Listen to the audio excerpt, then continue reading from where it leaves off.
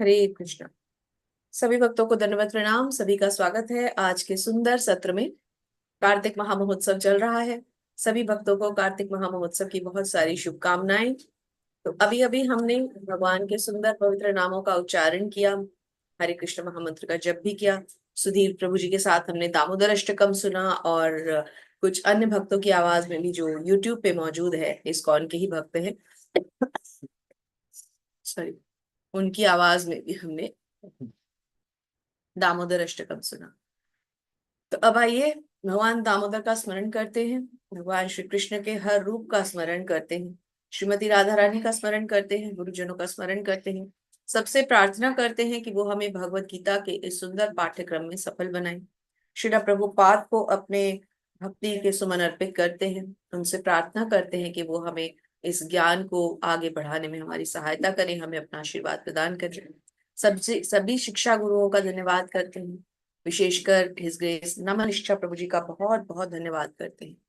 और मंगलाचरण के द्वारा हम इन सभी का अभिनंदन करेंगे, सबको सबका आशीर्वाद लेंगे, सबकी प्रार्थनाएं करेंगे। भगवान श्री चैतन्य महाप्रभु को प्रार्थना करेंगे, उनके पार्षदों को नमन करेंगे, आचार्य जनों को नमन करेंगे, श्री प्रभुपाद को नमन करेंगे। हरि बोल। क्षमा चाहती हूँ, आज बैकग्राउंड में थोड़ा सा नॉइज रहेगा क्योंकि यहाँ दिल्ली में दिवाली काफी धूमधाम से मनाई जाती है। तो बच्चे जो हैं वो पार्क में अभी से शुरू हो गए हैं और घर बिल्कुल, खिड़की आप देख पा रहे हैं, बिल्कुल पार्क के सामने है। तो बहुत ज्यादा शोर रहता है यहाँ। तो थोड़ा सा आपको नॉइज बर्दाश्त करना पड़ेगा। I really apologise for the inconvenience. कृपया करके क्षमा करें, थोड़ा परेशानी आ सकती है। ओम ज्ञानतिमिरान्धस्य ज्ञानाञ्जनशलाकया चक्षुरुन्मिलितं येन तस्मै श्रीगुरुवे नमः। श्रीचैतन्यमनोभीष्टं स्थापितं येन भूतले स्वयं रूपः कदा मह्यं ददाति स्वपदान्तिकम्। वन्देऽहं श्रीगुरु श्रीयुतापदकमलं श्रीगुरून् वैष्णवांश्च श्रीरूपं साग्रजातं सहगण रघुनाथान्वितं तं सजीवम् साद्वैतं सावधूतं परिजनसहितं कृष्ण चैतन्य देवं श्रीराधा कृष्णपादान् सहगण ललिता श्रीविशाखान्वितांश्च। हे कृष्ण करुणा सिंधु दीनबंधु जगतपते गोपेश गोपिका कांत श्री राधा कांत नमस्तुते। तप्त कांचन गौरांगी श्री राधे वृंदावनेश्वरी वृषभानुसुते देवी प्रणमामि हरिप्रिय। वाञ्छाकल्पतरुभ्यश्च कृपा सिन्धुभ्य एव च पतितानां पावनेभ्यो वैष्णवेभ्यो नमो नमः। जय श्री कृष्ण चैतन्य प्रभु नित्यानंद श्री अद्वैत गदाधर श्रीवासादि गौर भक्त वृंद। हरे कृष्णा कृष्ण कृष्णा हरे हरे, हरे राम राम राम हरे हरे। नमो विष्णुपादाय कृष्णपृष्ठाय भूतले श्रीमते भक्तिवेदान्त स्वामिनीति नामिने। नमस्ते सारस्वते देवे गौरवाणी प्रचारिणे निर्विशेषा शून्यवादी पाश्चात्य देश तारिणे।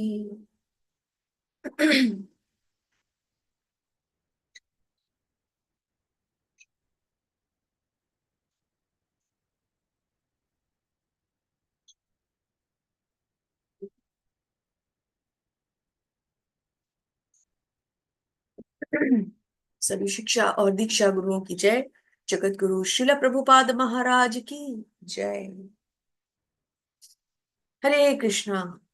तो सभी सुंदर भक्तों का फिर से एक बार स्वागत करते हैं आज के सुंदर सत्र में, जहां हम भगवान श्री कृष्ण के गाए हुए इस सुंदर गीतोपनिषद अर्थात श्रीमद् भगवद गीता का पाठ्यक्रम पढ़ रहे हैं।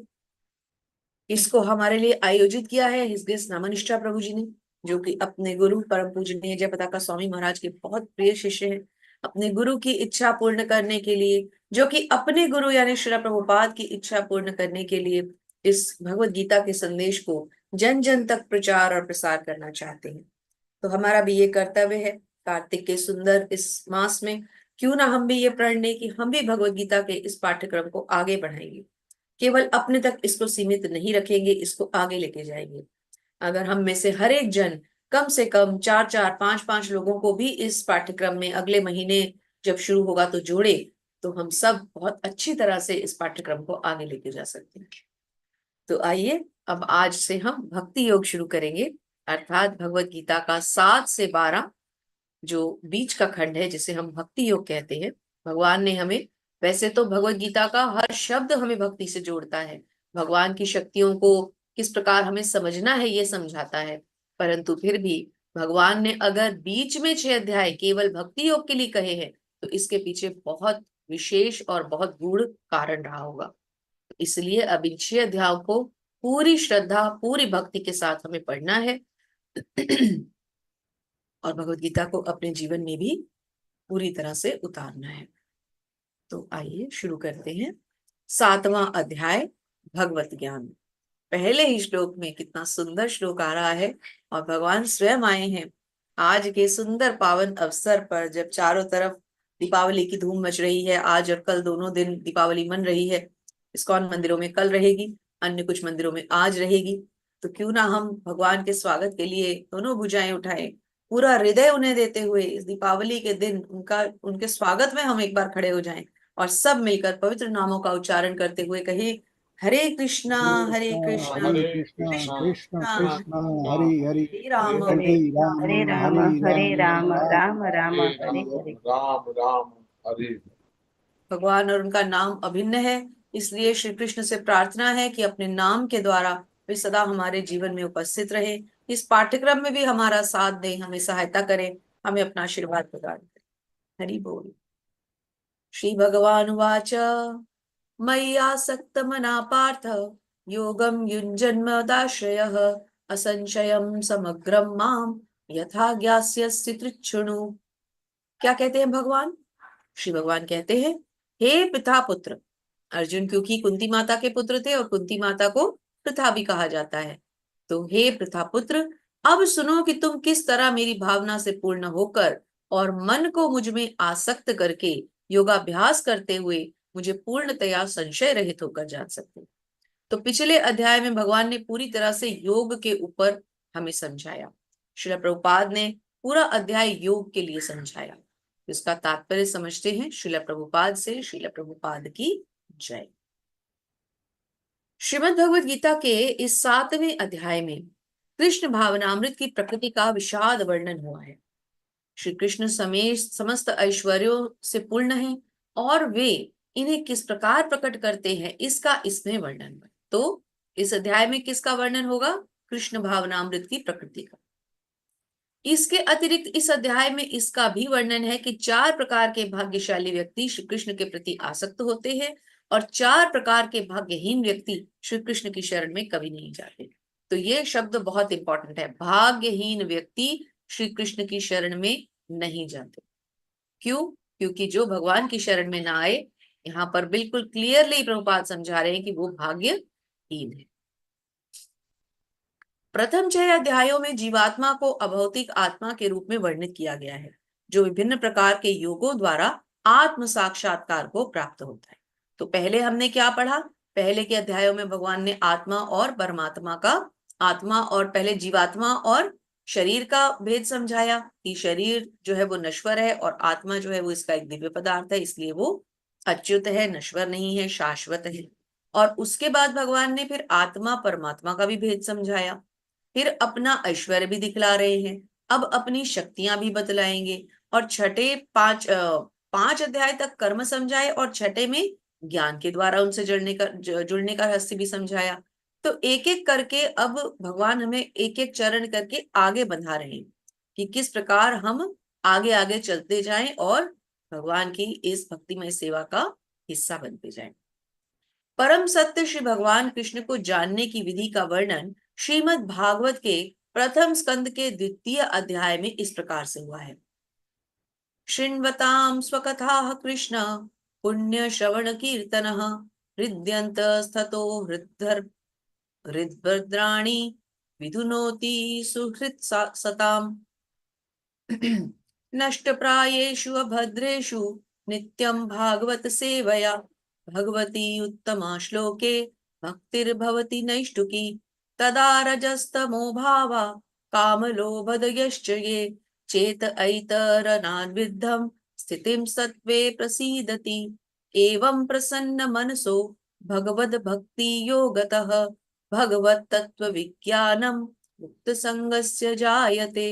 विद्यते हृदय ग्रंथि छन्दयन्ते सर्वशयां क्षीयन्ते चास्य कर्माणि दृष्ट एवात्मनीश्वरे। क्या कहते हैं? श्रीमद् भागवत के अनुसार वैदिक साहित्य के से श्री कृष्ण के विषय में सुनना या भगवत गीता से साक्षात उन्हीं से सुनना अपने आप में पुण्य कर्म है। तो जब हम वैदिक शास्त्रों से भगवान के बारे में पढ़ते हैं, यानी कि मन गढ़ंत पुस्तकों के द्वारा नहीं, प्रामाणिक ग्रंथ कौन से हैं? श्रीमद् भगवत गीता और श्रीमद् भागवतम। क्यों? क्योंकि ये वेद व्यास जी ने लिखा है। श्रीमद् भागवतम, इसकी रचना वेद व्यास जी ने की है। वेद व्यास जी कौन है? देखिए, भगवान ने जब ज्ञान दिया तो भगवान ने अपने मानस पुत्र ब्रह्मा जी को ये ज्ञान दिया। ब्रह्मा जी ने अपने शिष्य नारद मुनि को ये ज्ञान दिया। नारद मुनि ने अपने शिष्य वेद व्यास को ये ज्ञान दिया। तो वेद व्यास जी जो संकलन करेंगे, समझ लीजिए कि वो परंपरा युक्त स्वयं श्री भगवान के ही मुख से निकलेगा ना। जब भगवान अपने श्रीमुख से कुछ कहेंगे तो उन्हीं का तो ऐसे परम भक्त जो होंगे वही तो इसका संकलन कर पाएंगे। इसलिए हमें वो प्रमाण मानने हैं जो श्रीमद् भागवतम में तथ्य दिखाए गए। अब श्रीमद् भागवतम के अनुसार क्या कहा गया है कि इसे सुनना अपने आप में पुण्य कर्म है, और जो प्रत्येक हृदय में वास करने वाले भगवान श्री कृष्ण के विषय में सुनता है उसके लिए वे शुभेच्छु मित्र की भांति कार्य करते हैं, और जो भक्त निरंतर उनका श्रवण करते हैं वे उन्हें शुद्ध कर देते हैं। तो आप जैसे सुंदर भक्त जो भगवत गीता का पाठ्यक्रम पढ़ रहे हैं, भगवान में श्रद्धा विकसित कर रहे हैं, ये सत्य है कि भगवान अवश्य ही हमारा शुद्धिकरण करने जरूर आएंगे। इस प्रकार भक्त अपने सुप्त दिव्य ज्ञान को फिर से पा लेता है। जो जो वह श्रीमद् भागवत तथा भक्तों से श्री कृष्ण के विषय में अधिकाधिक सुनता है, त्यों त्यों वह भगवत भक्ति में स्थिर होता जाता है। भक्ति के विकसित होने पर वह रजो तमो गुणों से मुक्त हो जाता है, और इस प्रकार भौतिक काम तथा लोभ कम हो जाते हैं। जब ये कलमश दूर हो जाते हैं तो भक्त सतोगुण में स्थित हो जाता है, भक्ति के द्वारा स्फूर्ति प्राप्त करता है और भगवत तत्व को पूरी तरह से जान लेता है। भौतिक भक्ति योग भौतिक मोह की कठिन ग्रंथि को भेद देता है। भक्ति योग से हमें क्या लाभ होता है? भक्ति योग क्या करता है? सबसे पहले भक्ति योग भौतिक मोह की कठिन ग्रंथि को भेद देता है। तो हम जो इस भौतिक जगत के कलमशों में फंसे हैं, इस भौतिक जगत के कार्यकलापों में फंसे रहते हैं, लोभ, अर्थ, काम, मोक्ष, इन चीजों में हमारा मन, हृदय और जीवन खत्म होता जाता है और हम इसी में बसे रहते हैं। इसको कौन खत्म करती है? भक्ति। और भक्ति कहाँ से आती है? भक्तों के संग से आती है, गुरु के निर्देशन में, शास्त्रों के अध्ययन से आती है, भगवान के हेतु की कृपा से आती है ऑब्वियसली, है ना। तो भक्त को असंशय समग्रम अर्थात परम श्री भगवान को समझने की अवस्था प्राप्त हो जाती है। तो जब एक भक्त अपने गुरु के निर्देशन में, प्रामाणिक गुरु के निर्देशन में शास्त्रों का अध्ययन करता है, भगवान के विषय में सुनता है, श्रवण करता है, उनकी कथा सुनता है, तो उसका भगवत तत्व जो है वो स्वतः जागृत हो जाता है। अतः श्री कृष्ण से, देखिए बहुत सुंदर लिखा है प्रभुपाद ने, अतः श्री कृष्ण से या कृष्ण भावनामृत भक्तों के मुख से सुनकर ही कृष्ण तत्व को जाना जा सकता है। हम किसके मुख से सुन रहे हैं? गुरुदेव श्री प्रभुपाद के मुख से। तो क्योंकि गुरु स्वयं बता रहे हैं और गुरुदेव श्री प्रभुपाद तो सबसे बड़े कृष्ण भक्त हैं, तो उनके श्रीमुख से सुनना अर्थात अत्यंत हमारे लिए लाभप्रद होने वाला है, ये यहाँ पर बतलाया। चलो तो पढ़ना शुरू करते हैं, आज का पाठ्यक्रम शुरू करते हैं। तो रीडर्स कृपया अपने हैंड रेज करते चलें और हम पढ़ेंगे। तो जगदीश्वर प्रभु जी से शुरू करते हैं। प्रभु जी, हरे कृष्ण। हरे कृष्ण माता जी, दंडवत प्रणाम। प्रभु जी 5 लोग ले लीजिए। ज्ञानम ते अहम सब ज्ञानम इदम बच्चाम शेषतः यज्ञात्मनेहं गुरु अन्यम यज्ञातव्यम मम शिष्यते। अब मैं तुमसे पूर्ण रूप से व्यवहारिक तथा दिव्य ज्ञान कहूंगा, इसे जानने पर तुम्हें जानने के लिए और कुछ भी शेष नहीं रहेगा। हरे कृष्ण। हरे कृष्ण। तो भगवान क्या कह रहे हैं कि अब मैं तुम्हें ऐसा ज्ञान देने वाला हूं जिसको जानने के बाद तुम्हें और किसी ज्ञान की कोई आवश्यकता नहीं रहेगी। इसी बीच हम यहाँ से थोड़ा सा प्रभु जी ये कृपया करके जो हाइलाइटेड एक्सट्रैक्ट है इसको एक बार रीड करते हैं। चतुर्थ अध्याय के प्रारंभ में इसकी तात्पर्य शिला प्रभुपाद द्वारा शिला प्रभुपाद की है। चतुर्थ अध्याय के प्रारंभ में इसकी व्याख्या भगवान कृष्ण ने की और उसी की पुष्टि यहाँ पर हो रही। भगवत भक्त द्वारा पूर्ण ज्ञान का लाभ प्राप्त भगवान से प्रारंभ करने होने वाली गुरु परंपरा से ही किया जा सकता है। अतः मनुष्य को इतना बुद्धिमान तो होना ही चाहिए कि वह समस्त ज्ञान के अधम्म को जान सके, जो समस्त कारणों के कारण है और समस्त योगों में ध्यान का एकमात्र लक्ष्य। हरे कृष्ण। हरे कृष्ण। यहाँ पर क्या बताया गया है? भगवत भक्त द्वारा पूर्ण ज्ञान का लाभ भगवान से प्रारंभ होने वाली गुरु परंपरा से किया जाता है। तो बार बार भगवान इस चीज पर एम्फेसिस दे रहे हैं और प्रभुपाद भी बार बार कह रहे हैं कि केवल इनसे सुनो, प्रामाणिक स्तोत्रों से सुनो, इधर उधर से हमें नहीं सुनना। भगवत ज्ञान है इसलिए हमें केवल और केवल इसको प्रामाणिक स्तोत्रों से ही सुनना चाहिए। जी प्रभु जी। हरे कृष्ण। हरे कृष्ण। मनुष्याणां सहस्रेषु कद कद कच्चितं यतितं सिद्धये यतताम अपि सिद्धानां कस्य मां वेत्ति तत्त्वतः। कई हजार मनुष्यों से कोई एक सिद्धि के लिए प्रयत्नशील होता है और इस तरह सिद्धि प्राप्त करने वालों में से बिरला ही कोई मुझे वास्तव में जान सकता है, जान पाता है। हरे कृष्ण। हरे। तो जैसे कि हम मैराथन की चर्चा करते हैं बार बार, लेवल 1 में हमारे पास एक स्लाइड भी थी कि जब मैराथन रेस होती है तो कई हजारों लाखों लोग एक साथ भागते हैं, लेकिन कोई एक विरला होता है, कोई फर्स्ट राउंड में बाहर निकल जाता है, कोई सेकंड में बाहर निकल जाता है, कोई पूरा करता है बहुत रुक रुक के, थक थक के, और फिर कोई विरला ही होता है जो पूरा भी करता है और प्रॉपर तरीके से नंबर 1 पोजीशन पे भी आता है। तो ऐसा कोई एक विरला ही होता है। इस स्लाइड में हमने प्रेजेंटेशन में देखा भी था लेवल 1 में। यहाँ पर भी यही बताया गया है कि कई हजार मनुष्य जो है वो सिद्धि प्राप्त करने अर्थात भगवान के इस ज्ञान को प्राप्त करने के लिए हजारों लाखों लोग प्रयत्नशील होते हैं, लेकिन उनमें से कोई एक आधा दो चार विरले ऐसे निकलते हैं जो भगवान को समझ पाए। उनको समझना इतना आसान नहीं है कि हर कोई उठे और भगवान को समझ ले। इसलिए भगवान को समझने के लिए बहुत कठिनाई लगती है। तो समझना अगर मुश्किल है तो फिर भक्त का भी उत्साह जो है वो बना रहेगा, तो भगवान को हम अवश्य समझ पाएंगे। अब इसको थोड़ा सा हम, जहाँ श्लोक आते हैं वहां ऐसा मन होता है कि जरूर पढ़ें। यहाँ से पढ़ते हैं। जी प्रभु जी ये ले लीजिए आप, मैं हाईलाइट कर रही हूँ इसके आगे से। हरे कृष्ण। तात्पर्य शिला प्रभुपाद द्वारा शिला प्रभुपाद की जय। केवल शुद्ध भक्त ही कृष्ण के अविचित्य गुणों को सब कारणों के कारण उनकी सर्वशक्तिमत्ता तथा ऐश्वर्य और उनकी संपत्ति, यश, बल, सौंदर्य, ज्ञान और वैराग्य के विषय में कुछ कुछ जान सकता है, क्योंकि कृष्ण अपने भक्तों पर दयालु होते हैं। ब्रह्म साक्षात्कार की वे पराकाष्ठा है और केवल भक्तगण ही तत्वतः जान सकते हैं। अतः ब्रह्म रथावत सिद्धू। पढ़ू क्या माता जी आगे? जी जी यह कहा पढ़िए प्रभु जी। जी प्रभु जी पढ़िए। अथ श्री कृष्ण अनामित श्री कृष्ण आदिनम भाग्ने ग्राहिमिंद्रे सेवानो मुखे ही दिव्यादो स्वयं एवं स्फुटतया। कुंठित इंद्रियों के द्वारा कृष्ण तत्व को नहीं समझा जा सकता, किंतु भक्तों द्वारा की गई अपनी दिव्य सेवा से प्रसन्न होकर वे भक्तों को आम तत्व प्रकाशित करते हैं। हरे कृष्ण। हरे कृष्ण। तो यहाँ पर क्या चीज हमने पढ़ी? देखिए भगवान के 6 ऐश्वर्य यहाँ बताए गए हैं। भगवान के ऐसे कौन से 6 ऐश्वर्य हैं जो भगवान के इस बात को सिद्ध करते हैं कि वे स्वयं श्री भगवान है ना? ये क्या है? ये 6 तत्व क्या है? उनकी संपत्ति, उनका यश, उनका बल, उनका सौंदर्य, उनका ज्ञान और उनका वैराग्य।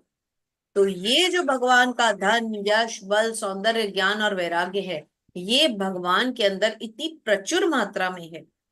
कोई भी पूरे संपूर्ण ब्रह्मांड में कोई ऐसा जीव या मनुष्य नहीं होगा जिसमें ये 6 के 6 ऐश्वर्य हो और प्रचुर मात्रा में।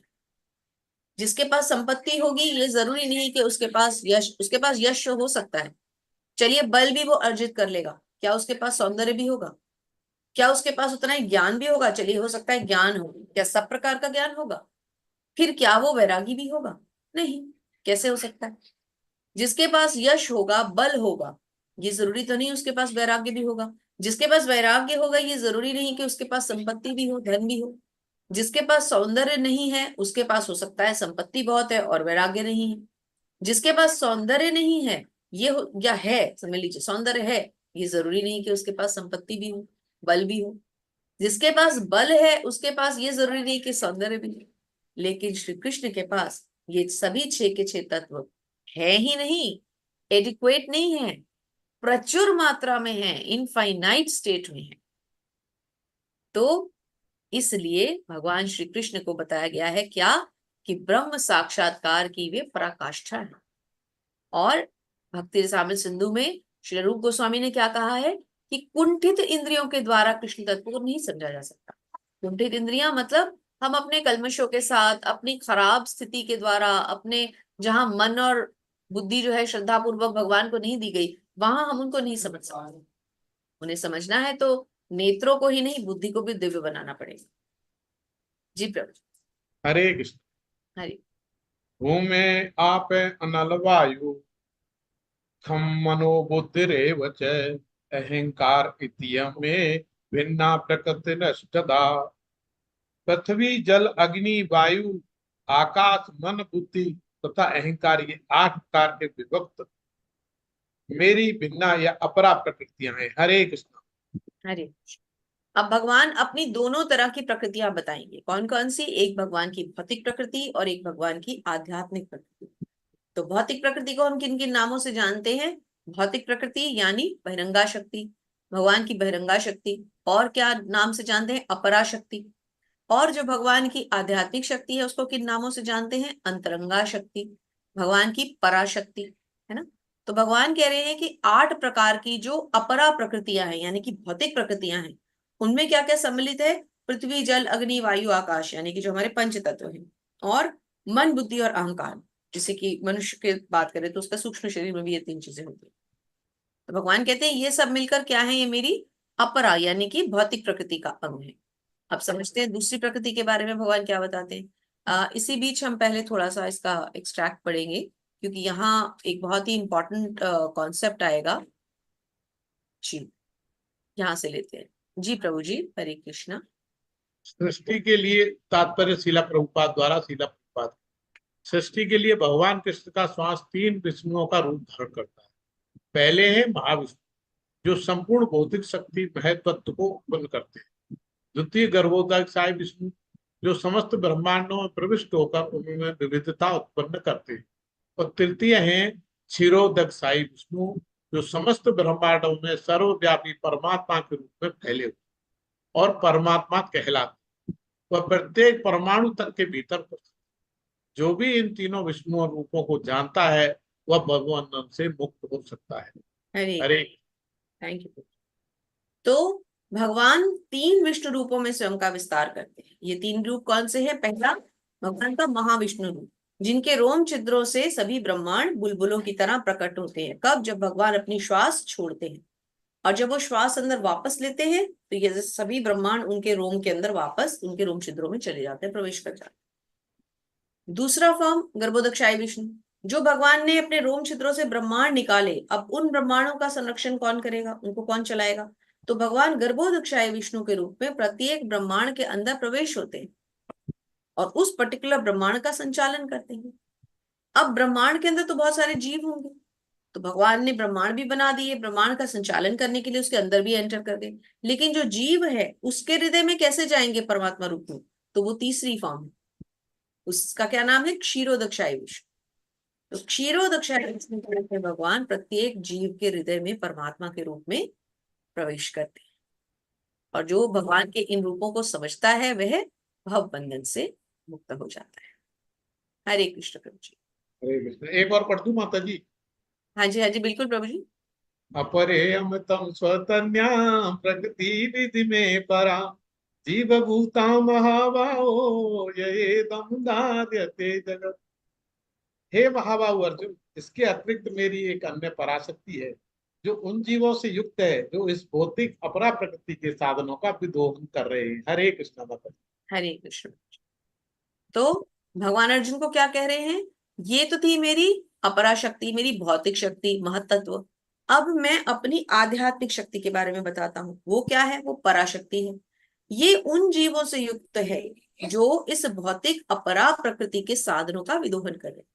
तो सबसे पहला तो विदोहन मनुष्य ही करता है, और अन्य भी बहुत से जीव हैं जो करते हैं, है ना। तो इसको थोड़ा सा और इसको डिटेल पढ़ते हैं। तो प्रभु जी थोड़ा सा हाईलाइट कर रही हूँ जी। अपरा तात्पर्य शिला प्रभुपाद द्वारा, शिला प्रभुपाद। अपरा शक्ति तो पृथ्वी, जल, अग्नि, वायु, आकाश, मन, बुद्धि तथा अहंकार जैसे विभिन्न तत्वों के रूप में प्रकट होती है। और भौतिक प्रगति के दोनों स्थूल पृथ्वी आदि तथा सूक्ष्म मन आदि अपरा शक्ति के प्रतिफल। जीव जो अपने विभिन्न कार्यों के लिए अपरा शक्तियों का विदोहन करता रहता है, स्वयं परमेश्वर की पराशक्ति है। और यह वही शक्ति है जिसके कारण संसार कार्यशील। हरे कृष्ण। हरे कृष्ण। तो अपरा शक्ति तो हमने समझ ली, और जीव जो अपने विभिन्न कार्यों के लिए अपरा शक्तियों का, यानी कि भौतिक चीजों का विदोहन करते हैं ना, तो भौतिक शक्तियों का जो विदोहन करता है स्वयं परमेश्वर की पराशक्ति है। तो जीव को क्या बताया गया है? जीव को आध्यात्मिक बताया गया है। हमारा आत्मा क्या है? आध्यात्मिक है ना। पूरे भौतिक शरीर के अंदर एक ही तो आध्यात्मिक पदार्थ है, तो वो हमारा आत्मा है। तो देखिए यहाँ क्लियर लिखा है स्वयं परमेश्वर की पराशक्ति। कौन? जीव। और यह वही शक्ति है जिसके कारण संसार कार्य है। तो यहाँ प्रभुपाद ने बिल्कुल साफ कर दिया है कि मनुष्य के अंदर जो उसका जीवात्मा है वह क्या है? वह आध्यात्मिक है। थैंक यू प्रभु जी। हरे कृष्णा। थैंक यू प्रभु जी। हरे कृष्ण। मतलब हरे कृष्णा। मोहल प्रभु जी। हरे कृष्णा माता जी। हरे दंडवत प्रणाम। धन्यवाद प्रणाम। 5 श्लोक ले लीजिए। एतद्योनीनि भूतानि सर्वाणि इत्युपधारय अहं कृष्णस्य जगतः प्रभवः प्रलयस्ततः। सारे प्राणियों का उद्गम इन दोनों शक्तियों में है। इस जगत में जो कुछ भी भौतिक तथा आध्यात्मिक है उसकी उत्पत्ति तथा प्रलय मुझे ही जानो। भगवान क्या कह रहे हैं कि सारे प्राणियों का उद्गम इन दोनों शक्तियों में है। अब चाहे हम पराशक्ति की बात करें या अपराशक्ति की, ये दोनों शक्तियों को अगर हम एक मान लें, मतलब इकट्ठा कर लें, तो इसके अलावा कुछ बचता है? जो भी चीज है वो या तो भौतिक है या तो आध्यात्मिक है। या तो अगर हम बात करेंगे आध्यात्मिक चीजों की तो उसमें जीवात्मा आ गया। इस भौतिक प्रकृति के अंदर एक ही चीज तो आध्यात्मिक है, वो है जीवात्मा। बाकी तो सारी चीजें भौतिक जगत में भौतिक है ना। तो पृथ्वी, जल, अग्नि, आकाश, वायु ही जब भौतिक है तो फिर और तो कुछ आध्यात्मिक हो ही नहीं सकता, लेकिन जीवात्मा आध्यात्मिक। अब क्या कहते हैं? इस जगत में जो कुछ भी भौतिक और आध्यात्मिक है उसकी उत्पत्ति और प्रलय तुम मुझसे समझो, मुझसे जानो। अर्थात मैं ही कारण हूं, चाहे भौतिक जगत का, चाहे आध्यात्मिक जगत का, चाहे जीव का, चाहे चल का, चाहे अचल का। हर चीज का, हर स्रोत का उद्गम मैं ही हूं, और मैं ही उसका संहारक, यानी वो भ्रष्ट भी मुझ में ही होनी है, निकलनी भी मुझसे है, और खत्म भी मुझसे ही होनी है। जी प्रभु जी। मत्ताः परतरं नान्यत् किंचिदस्ति धनंजयः मयि सर्वमिदं प्रोतं सूत्रे मणिगणः इव। हे धनंजय, मुझसे श्रेष्ठ कोई सत्य नहीं है। जिस प्रकार मोती धागे में गूंथे रहते हैं उसी प्रकार सब कुछ मुझ पर ही आश्रित है। इतना सुंदर कह रहे हैं ना। हे धनंजय। धनंजय क्यों कहा गया अर्जुन को? क्योंकि अर्जुन ने अपने बड़े भाई महाराज युधिष्ठिर को एक प्रसंग ऐसा आया था जिसमें उनके धन की बहुत हानि हो गई थी, तो वो धन अर्जुन ने उन्हें वापस ला करके दिया था, तब से उनका नाम धनंजय पड़ा। तो हे धनंजय, मुझसे श्रेष्ठ कोई सत्य नहीं है। भगवान क्या कह रहे हैं कि जैसे एक मोती जो होते हैं वो जिस माला में गुंदे होते हैं उसके धागे पर आश्रित रहते हैं, आप वो धागा तोड़ दीजिए सारे मोती बिखर जाएंगे। इसी प्रकार जितने भी जीव हैं भगवान कहते हैं वो मुझ पर आश्रित है, और मुझसे बड़ा सत्य कुछ भी नहीं। तभी तो भगवान को परम सत्य कहा गया है। श्वेताश्वर उपनिषद से यहाँ श्रील प्रभुपाद कुछ एक्सट्रैक्ट ले रहे हैं, तो हम इसको जरूर पढ़ेंगे। एक सेकेंड, थोड़ा ऊपर से आते हैं। हाँ, तो ब्रह्म संहिता जो है ना, ब्रह्म संहिता में भगवान के सच्चिदानंद रूप का भी बार बार जिक्र हुआ है। हम एक श्लोक बार बार पढ़ते भी है ना, जो ब्रह्म संहिता से ही निकला है। ईश्वर परम कृष्ण सच्चिदानंद विग्रह अनादिरादिर गोविंद सर्व कारण कारणम। अर्थात भगवान के, ब्रह्मा जी क्या कहते हैं कि मैं उन श्री भगवान का पुजारी हूँ, पूजा करता हूँ जो समस्त कारणों के कारण है। भगवान ब्रह्मा जी ने भगवान को आदि पुरुष कहा हर जगह अपनी स्तुतियों में। तो यहाँ श्वेताश्वर उपनिषद से एक बहुत सुंदर श्लोक लिया गया है भगवान की स्तुति करते हुए, इसको समझते हैं। जी प्रभु जी, यहाँ से ले लीजिए आप। और श्वेताश्वतर उपनिषद के अन्य श्लोकों, तीसरा स्कंद 8वां अध्याय 9वां श्लोक से भी इसकी पुष्टि होती है। वेदाहम एते पुरुषम महान्तमादित्यवर्णम तमसाः परस्तात् तमेव विद्वानति मृत्युमति नान्यः पन्थाः विद्यते अयनाय यस्मात् परं नापरमस्ति किंचित् यस्मान्नणीयो नो ज्यायोऽति किच्चित् वृक्ष इव स्तब्धो दिवि तिष्ठते एकस्तेनेदं पूर्ण पुरुषेण सर्वम्। मैं उन भगवान को जानता हूँ जो अंधकार की समस्त भौतिक अनुभूतियों से परे है। उनको जानने वाला ही जन्म तथा मृत्यु के बंधन का उल्लंघन कर सकता है। उस परम पुरुष के इस ज्ञान के अतिरिक्त मोक्ष का कोई अन्य साधन नहीं है। उन परम पुरुष से बढ़कर कोई सत्य नहीं क्योंकि वे श्रेष्ठतम है। वे सूक्ष्म से भी सूक्ष्मतर और महान से भी महानतर है। वे मुख वृक्ष के समान स्थित है और दिव्य आकाश को प्रकाशित करते हैं। जिस प्रकार वृक्ष अपनी जड़ें फैलाता है, ये भी अपनी विस्तृत शक्तियों का प्रसार करते हैं। हरे कृष्ण। तो मैं उन भगवान को जानता हूं जो अंधकार की समस्त भौतिक अनुभूतियों से परे है। तो भगवान जो है अंधकार की सारी अनुभूतियों से परे क्यों है? भगवान स्वयं तो प्रकाश है, तो प्रकाश अंधकार से तो परे ही होगा ना। फिर आगे क्या कहते हैं? उन परम पुरुष से बढ़कर कोई सत्य नहीं है क्योंकि वे श्रेष्ठतम है। तो भगवान जो है वो श्रेष्ठतम है, उनसे फिर आगे कुछ भी नहीं है। जो कुछ भी है सब उनके अंदर ही है। जी प्रभु जी। रसो अहमप्सु कौन्तेय प्रभास्मि शशि सूर्ययोः प्रणवः सर्ववेदेषु शब्दः खे पौरुषम नृषु। हे कुंती पुत्र, मैं जल का स्वाद हूँ, सूर्य तथा चंद्रमा का प्रकाश हूँ, वैदिक मंत्रों में ओमकार हूँ, आकाश में ध्वनि हूँ तथा मनुष्य में सामर्थ्य हूँ। अब भगवान अपनी स्वयं की क्वालिटीज बता रहे हैं। कैसे? भगवान क्या कह रहे हैं? वो ये भी तो कह सकते थे कि जल मैं हूं, सूर्य मैं हूं, चंद्रमा मैं हूं। नहीं, भगवान ये नहीं कह रहे। भगवान क्या कह रहे हैं? अगर मैं जल हूं तो जल में मैं क्या तत्व हूं? उसका स्वाद, क्योंकि स्वाद ही जल को अन्य तत्वों से अलग बनाता है। प्रकाश सूर्य और चंद्रमा को अलग बनाता है, क्योंकि सूर्य और चंद्रमा किसके स्रोत हैं? प्रकाश के। अगर प्रकाश ना हो तो सूर्य और चंद्रमा तो नॉर्मल ग्रह हो जाएंगे। वैदिक मंत्रों में ओमकार हूं, क्यों? क्योंकि हर वैदिक मंत्र ओम से स्टार्ट होता है। आकाश में ध्वनि, ध्वनि के द्वारा ही आकाश से जो है वो ट्रैवल करती है ना चीज। मैं यहाँ पे कुछ बोलूं, आप वहां पे कुछ सुने, तो ये ध्वनि कैसे ट्रैवल कर रही है? आकाश के थ्रू तो ट्रैवल कर रही है। तो ध्वनि इसका विशेष महत्वपूर्ण तत्व हो गया। तो आकाश में ध्वनि, और मनुष्य में मैं सामर्थ्य हूँ। क्यों? अगर मनुष्य में सामर्थ्य नहीं है, मनुष्य का सबसे इंपॉर्टेंट फीचर क्या है? उसमें सामर्थ्य है। ये सामर्थ्य जो मनुष्य में है, मनुष्य ने टेक्नोलॉजी बना ली, साइंस में तरक्की कर ली, और ये सब भी छोड़िए, भगवत गीता पढ़ ली, है ना, भगवत ज्ञान ले लिया, भगवान की आराधना कर ली, विग्रहों की सेवा करनी सीख ली, फिर मनुष्य से बड़ा कौन है? कोई जीव नहीं है मनुष्य से बड़ा। ये तो मनुष्य खुद स्वयं को खराब कर रहा है, अदरवाइज मनुष्य से बड़ा कौन जीव है? तो भगवान कहते हैं कि मनुष्य में मैं क्या हूं? समर्थ हूं, क्योंकि मनुष्य का सबसे बड़ा एट्रीब्यूट है कि उसमें सामर्थ्य है। जी प्रभु जी।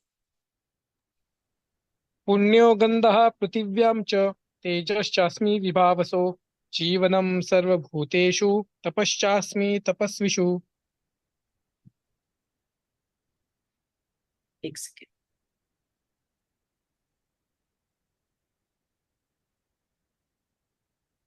जी। मैं पृथ्वी की आद्य सुगंध और अग्नि की ऊष्मा हूँ। मैं समस्त जीवों का जीवन तथा तपस्वियों का तप हूँ।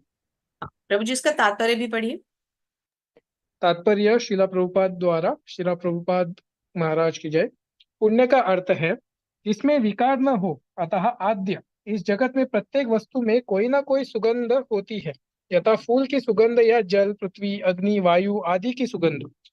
समस्त वस्तुओं में व्याप्त अदूषित भौतिक गंध जो आद्य सुगंध है वह कृष्ण है। इसी प्रकार प्रत्येक वस्तु का एक विशिष्ट स्वाद रस होता है और इस स्वाद को रसायनों के मिश्रण द्वारा बदला जा सकता है। अतः प्रत्येक मूल वस्तु में कोई न कोई गंध तथा स्वाद होता है। विभावसु का अर्थ अग्नि है। अग्नि के बिना न तो फैक्ट्री चल सकती है, न भोजन पक सकता है। यह अग्नि कृष्ण है। अग्नि का तेज ऊष्मा भी कृष्ण ही है। वैदिक चिकित्सा के अनुसार कुपच का कारण पेट में अग्नि की मंदता है। अतः पाचन तक के लिए अग्नि आवश्यक है। कृष्ण भावना अमृत में हम इस बात से अवगत होते हैं कि पृथ्वी, जल, अग्नि, वायु तथा प्रत्येक सक्रिय तत्व, सारे रसायन तथा सारे भौतिक तत्व कृष्ण के कारण है। मनुष्य की आयु भी कृष्ण के कारण है। अतः कृष्ण कृपा से ही मनुष्य अपने को दीर्घायु या अल्पजीवी बना सकता है। अतः कृष्ण भावना अमृत प्रत्येक क्षेत्र में सक्रिय रहता है। हरे कृष्ण। हरे कृष्ण। तो यहाँ पे क्लियर क्या बताया गया है कि हर जो भी तत्व है, उस तत्व को वो तत्व क्या चीज बनाती है, वही कारण जो है वो श्री कृष्ण है। जैसे कि देखिए कितना सुंदर लिखा है यहाँ पे, जो लास्ट लाइन अभी प्रभु जी ने पढ़ी। क्या कहते हैं प्रभुपाद, क्या लिखते हैं? मनुष्य की आयु भी कृष्ण के कारण है, क्योंकि कृष्ण ही मृत्यु है और कृष्ण ही अमरत्व भी है। अतः कृष्ण कृपा से ही मनुष्य अपने को दीर्घायु बना सकता है या फिर अल्पजीवी भी बना सकता है। तो without Krishna's mercy nothing is possible in this life, in this world. जी प्रभु जी। बीजं मा सर्वभूतानां विद्धि पार्थ सनातनम। बुद्धिर्बुद्धिमतामस्मि, तेजस तेजस्विनामहम। हे प्रतापुत्र, यह जान लो कि मैं ही समस्त जीवों का आदि बीज हूँ, बुद्धिमानों की बुद्धि तथा समस्त तेजस्वी पुरुषों का तेज हूँ। हरे थैंक यू प्रभु जी। तो मैं कौन हूं? समस्त जीवों का आदि बीज। अर्थात ये जो जीव आ रहे हैं, इनका जो बीज है, आदि बीज जहां से जीव शुरू हुए, वो भी मैं हूं। बुद्धिमान किस लिए बुद्धिमान कहलाता है? क्योंकि उसकी बुद्धि अच्छी होती है, तो बुद्धिमान की बुद्धि में हूं।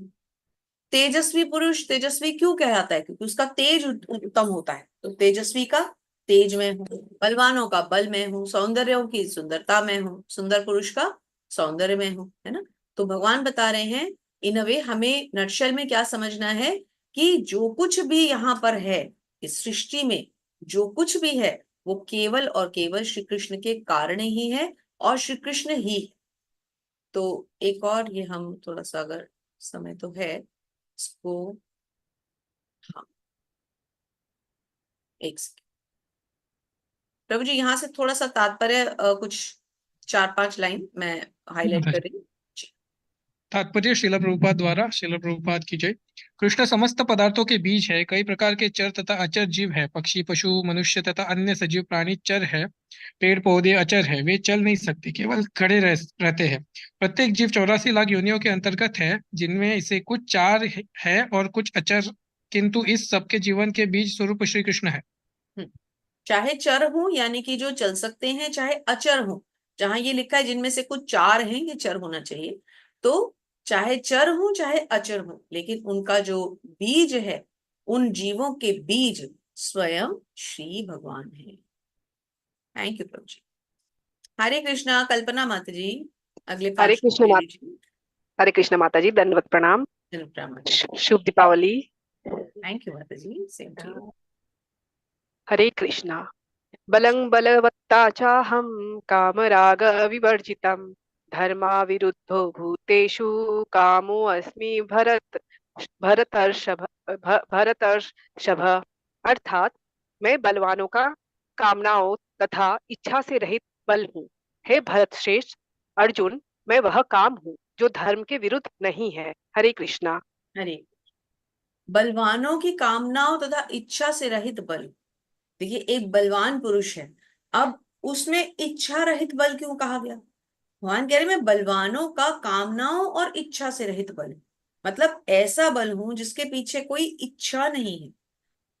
ऐसा बल हूं जो केवल, जैसे हमने क्रोध के बारे में चर्चा की थी, कि क्रोध वो है या वहां होना चाहिए जहां हमें कोई भगवत भक्त की निंदा कर रहा हो, कोई भगवान की निंदा कर रहा हो। आपसी द्वेष में अगर क्रोध हो रहा है तो वो फिर एक विकार है। इसी तरह से बल वो बल है जो भगवान की इच्छा के लिए बाहर आए, जैसे अर्जुन का आया, जैसे भक्त शिरोमणि श्री हनुमान का आया। ना कि एक नॉर्मल चौराहे पे खड़े हो गए और दो लोग जा रहे हैं और उन्होंने मेरी गाड़ी को हिट कर दिया, चलो जी मैं तो उनके पीछे मारने चल पड़ा। नहीं, बल तब बल है, बलवान पुरुष तब बलवान है जब वो अपने बल का उपयोग कहाँ करे? जहां भगवान का उपदेश है, जहां भगवान ने उसको उपदेश दिए हैं, भगवत गीता जहां कहती है, वहां बल का उद्देश्य पूरा होना चाहिए। इसी प्रकार मैं वह काम हूं जो धर्म के विरुद्ध नहीं है। धर्म के विरुद्ध कहाँ नहीं होगा? जहां शास्त्रों के अनुसार होगा, है ना? जैसे कि एक दाम्पत्य जीवन में होता है, तो वहां मैं गलत नहीं हूं। लेकिन अन्यथा अगर मुझे यूज किया जाए तो फिर मैं गलत हूँ, फिर तो मैं नरक का कारण हूं। सबसे बड़ा शत्रु है काम, अभी हमने परसों के अध्याय में पढ़ा भी था। जी माता जी। हरे कृष्णा। हरे कृष्ण। ये चैव सात्विका भावा राजसास्त्वामश्च ये मत्त एव तीतान् विद्धि न त्वहं तेषु ते मयि। अर्थात तुम जान लो कि मेरी शक्ति द्वारा सारे गुण प्रकट होते हैं, चाहे वे सतोगुण हो, रजोगुण हो या तमोगुण हो। एक प्रकार से मैं सब कुछ हूँ, किंतु हूँ स्वतंत्र। मैं प्रकृति के गुणों के अधीन नहीं हूँ, अपितु वे मेरे अधीन है। हरे कृष्णा। हरे, मैं प्रकृति के गुणों के अधीन नहीं हूँ। भगवान न गुणों के न कर्मों के किसी चीज के अधीन नहीं है, क्योंकि वो तो इन सबके नियंता हैं, इन सबके नियामक हैं, इन सबके क्रिएटर हैं, कंट्रोलर हैं। वो इनके अंडर कैसे हो सकते हैं? तो भगवान कहते हैं कि मेरी शक्ति द्वारा ये सारे गुण प्रकट होते हैं, चाहे कोई भी हो तीनों में से। मैं उन गुणों से स्वतंत्र हूँ। तो इससे हमें यहाँ इस अध्याय में भगवान अपनी शक्तियां दिखाना शुरू कर रहे हैं, और ये आगे आगे अभी भगवान 10वें अध्याय तक ये सारी शक्तियां दिखलाएंगे, और फिर 11वें अध्याय में भगवान इनको स्थापित करेंगे अपना विराट रूप दिखला के, ताकि इन ऐश्वर्यों को कोई जुटला ना सके। भगवान ने अपना वो विराट रूप भी पूरा दिखा दिया है ना। चलिए, आगे पढ़ते हैं। जी माता जी। हरे कृष्णा। हरे कृष्ण। त्रिभिर्गुणमये भावे त्रिभिः सर्वमिदं जगत् मोहितं नाभिजानाति मामेभ्य परमव्ययम्। अर्थात तीन गुणों अर्थात सतो रजो तथा तमो के द्वारा मोहग्रस्त यह सारा संसार मुझ गुणातीत तथा अविनाशी को नहीं जानता। हरे कृष्णा। हरे कृष्ण। देखिए, जिन भगवान ने इन गुणों को बनाया, हम इस जगत में आने के बाद उन गुणों को तो समझ रहे हैं कि हम we are dominated by the modes of nature, लेकिन उन गुणों को बनाने वाले जो क्रिएटर हैं, स्वयं श्री भगवान, उनकी शक्ति को मानने से हम मना कर देते हैं। इतना मूर्ख है मनुष्य कि वो भगवान की शक्तियों के अधीन है ये तो समझता है, लेकिन उनको उन शक्तियों को बनाने वाला कौन है उसको नहीं समझता। यहाँ से थोड़ा सा पढ़ते हैं। जी माता जी, ये पैराग्राफ पूरा ले लीजिए। हरे कृष्णा। हरे शिला कृष्ण। प्रभुपाद जी की जय। जय। तात्पर्य। सारा संसार प्रकृति के तीन गुणों से मोहित है। जो लोग इस प्रकार से तीन गुणों के द्वारा मोहित है, वे नहीं जान सकते कि परमेश्वर कृष्णा इस प्रकृति से परे है। प्रत्येक जीव को प्रकृति के वशीभूत होकर एक विशेष प्रकार का शरीर मिलता है, और तदनुसार उसे एक विशेष मनोवैज्ञानिक अर्थात मानसिक तथा शारीरिक कार्य करना होता है। प्रकृति के तीन गुणों के अंतर्गत कार्य करने वाले मनुष्य की चार श्रेणियां हैं। जो नितांत सतोगुणी है वे ब्राह्मण, जो रजोगुणी है वे क्षत्रिय, और जो रजोगुणी एवं तमोगुणी दोनों हैं वे वैश्य कहलाते हैं, तथा जो नितांत तमोगुणी है वे शूद्र कहलाते हैं। जो इनसे भी नीचे है वे पशु है। फिर ये उपाधियां स्थायी नहीं है। मैं ब्राह्मण, क्षत्रिय, वैश्य या कुछ भी हो सकता हूँ। जो भी हो, यह जीवन नश्वर है। यद्यपि यह जीवन नश्वर है और हम नहीं जान पाते कि अगले जीवन में हम क्या होंगे, किंतु माया के वश में रहकर हम अपने आप को देहात्म बुद्धि के द्वारा अमेरिकी, भारतीय, रूसी या ब्राह्मण, हिंदू, मुसलमान आदि कहकर सोचते हैं। और यदि हम प्रकृति के गुणों में बंध जाते हैं तो हम उस भगवान को भूल जाते हैं जो इन गुणों के मूल में है। अतः भगवान का कहना है कि सारे जीव प्रकृति के इन गुणों द्वारा मोहित होकर यह नहीं समझ पाते कि इस संसार की पृष्ठभूमि में भगवान है। आगे पढ़ो माता जी। जीव कई प्रकार जी के हैं। माता जी, वो ही हाईलाइट किया हुआ था एक्चुअली। जी, पढ़िए। सॉरी, मैं बुक से पढ़ रही हूँ तो नहीं मुझे नहीं, कोई ध्यान बात नहीं, कोई बात नहीं, अच्छा हुआ हमने भी आपके साथ साथ सारा पढ़ लिया। नहीं। जी। जीव कई प्रकार के हैं, यथा मनुष्य, देवता, पशु आदि, और इनमें से हर एक प्रकृति के वश में है, और ये सभी दिव्य पुरुष भगवान को भूल चुके हैं। जो रजोगुणी तथा तमोगुणी है, यहाँ तक कि जो सतोगुणी भी है, वे भी परम सत्य के निर्विशेष ब्रह्म स्वरूप में स्वरूप से आगे नहीं बढ़ पाते। वे सब भगवान के साक्षात स्वरूप के समक्ष भ्रमित हो जाते हैं, जिसमें सारा सौंदर्य, ऐश्वर्य, ज्ञान, बल, यश तथा त्याग भरा है। जब सतोगुणी एक इस स्वरूप को नहीं समझ पाते तो उनसे क्या आशा की जाए।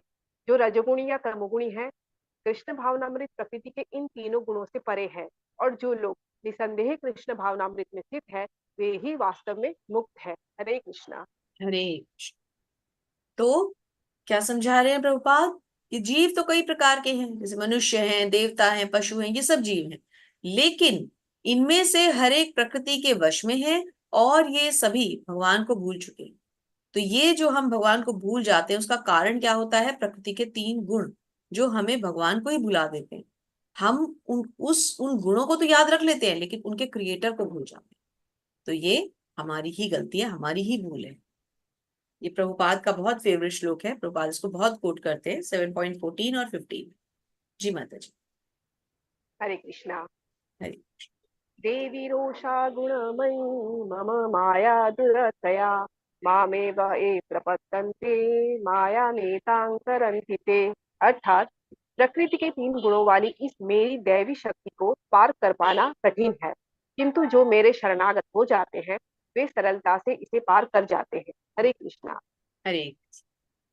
तो इस प्रकृति को, जिसमें कि ये प्रकृति के 3 गुण इतने शक्तिशाली हैं जो हर कार्य को संपन्न करते हैं, मनुष्य कुछ बिना इन गुणों के कर ही नहीं सकता, स्वतंत्र होकर मनुष्य कुछ नहीं कर सकता। हर कार्य को उसे प्रकृति के इन 3 गुणों के वशीभूत होकर करना पड़ता है, चाहे वो सतोगुण में कोई कार्य करे, रजोगुण में करे या तमोगुण में करे, एक गुण में तो उसको ये कार्य करना ही पड़ता है, अनलेस एंड अनटिल कि वो गुणातीत ना हो जाए, गुणों से ऊपर ना हो जाए, जिसके लिए उसको निरंतर भगवत भक्ति करनी पड़ती है ना। लेकिन भगवान क्या कहते हैं कि जो मेरे शरणागत हो जाते हैं वो इसे सरलता से पार कर लेते हैं। तो आप देखिए, जो भगवान के भगवत भक्त हैं, श्रीला प्रभुपाद हैं, परम पूजनीय जयप्रताप स्वामी महाराज हैं, परम पूजनीय गोपाल कृष्ण गोस्वामी महाराज हैं, गुणातीत है। उनको प्रकृति के ये गुण कहीं दूर दूर तक भी प्रभावित नहीं करते। उनके लिए एक चांडाल में, एक शूद्र में, एक ब्राह्मण में, एक हाथी में, कुत्ते में, गाय में कोई फर्क होती ही नहीं है ना। ये भी प्रभुपाद के बहुत फेवरेट श्लोक हैं। ये तो खैर वैसे भी बड़ा इंपॉर्टेंट श्लोक है, समझते हैं इसे। हरे कृष्णा। हरे कृष्ण। न मां दुष्कृतिनो मूढ़ा प्रपद्यन्ते नराधमाः माया माय माययापहृत ज्ञाना आसुरं भावमाश्रिता। अर्थात जो निपट मूर्ख है, जो मनुष्य में अधम है, जिनका ज्ञान माया द्वारा हर लिया गया है, तथा जो असुरों की नास्तिक प्रकृति को धारण करने वाले हैं, ऐसे दुष्ट मेरी शरण ग्रहण नहीं करते। हरे कृष्णा। हरे कृष्ण। अब भगवान ने 4 प्रकार के वो लोग पहले बताए हैं जो भगवान की शरण ग्रहण नहीं करते। कौन कौन से? पहले, जो मनुष्यों में अधम है, यानी जो गिरे हुए हैं। दूसरे, जिनका ज्ञान माया द्वारा हर लिया गया है। ऐसे कौन लोग होते हैं? जैसे कि दार्शनिक हैं, चिंतक हैं, जिनके पास इतना ज्ञान है लेकिन वो अपने ज्ञान को ईश्वरीय ज्ञान में कभी लगाना नहीं चाहते। वो भगवान को मानते ही नहीं, उनकी शक्तियों को मानते ही नहीं है। हर शक्ति का एक कभी साइंटिफिक रीजन ले आएंगे, कभी कोई फिजिकल रीजन उठा लेंगे, कभी ये रीजन, कभी वो रीजन। मैंने इस बुक में पढ़ा था, उस बुक का रेफरेंस है, विकिपीडिया में ऐसा है, गूगल में ऐसा है। वो भगवान की शक्तियों के अगेंस्ट खड़े हो जाते हैं। इतना सुंदर दिमाग और उनको नॉलेज भगवान ने दी है, लेकिन वो उसी भगवान को नहीं मानते। तो दूसरे, जिनका ज्ञान माया ने लिया है। तीसरा, जो असुरों की नास्तिक प्रवृत्ति को धारण करते हैं। तो जो नास्तिक है उनकी प्रवृत्ति क्या है? असुर प्रवृत्ति, राक्षस प्रवृत्ति है, जो नास्तिक है। और चौथे, ऐसे दुष्ट जो मेरी शरण में, सॉरी पहला था, सॉरी, जो निपट मूर्ख है, सॉरी मैंने पहला मिस किया शायद। तो पहला जो मूर्ख है, दूसरे जो गिरे हुए हैं, तीसरे जिनका ज्ञान माया द्वारा ढक लिया गया है, और चौथे जो नास्तिक है। तो ये 4 हमें याद रखने हैं, हमारे क्विज में भी आएंगे और हमें वैसे भी ये चारों एकदम याद होनी चाहिए। जी माता जी, ये पहला पैराग्राफ केवल पहला है तात्पर्य वाला माता जी। हाँ जी, हाँ जी। हरे कृष्णा। शिला प्रभुपाद महाराज की जय। भगवत गीता में यह कहा गया है कि श्री भगवान के चरण कमलों की शरण ग्रहण करने से मनुष्य प्रकृति के कठोर नियमों को लांघ सकता है। यहाँ पर यह प्रश्न उठता है कि तो फिर विद्वान, दार्शनिक, वैज्ञानिक, व्यापारी, शासक तथा जनता के नेता सर्वशक्तिमान भगवान श्री कृष्ण के चरण कमलों की शरण क्यों नहीं ग्रहण करते?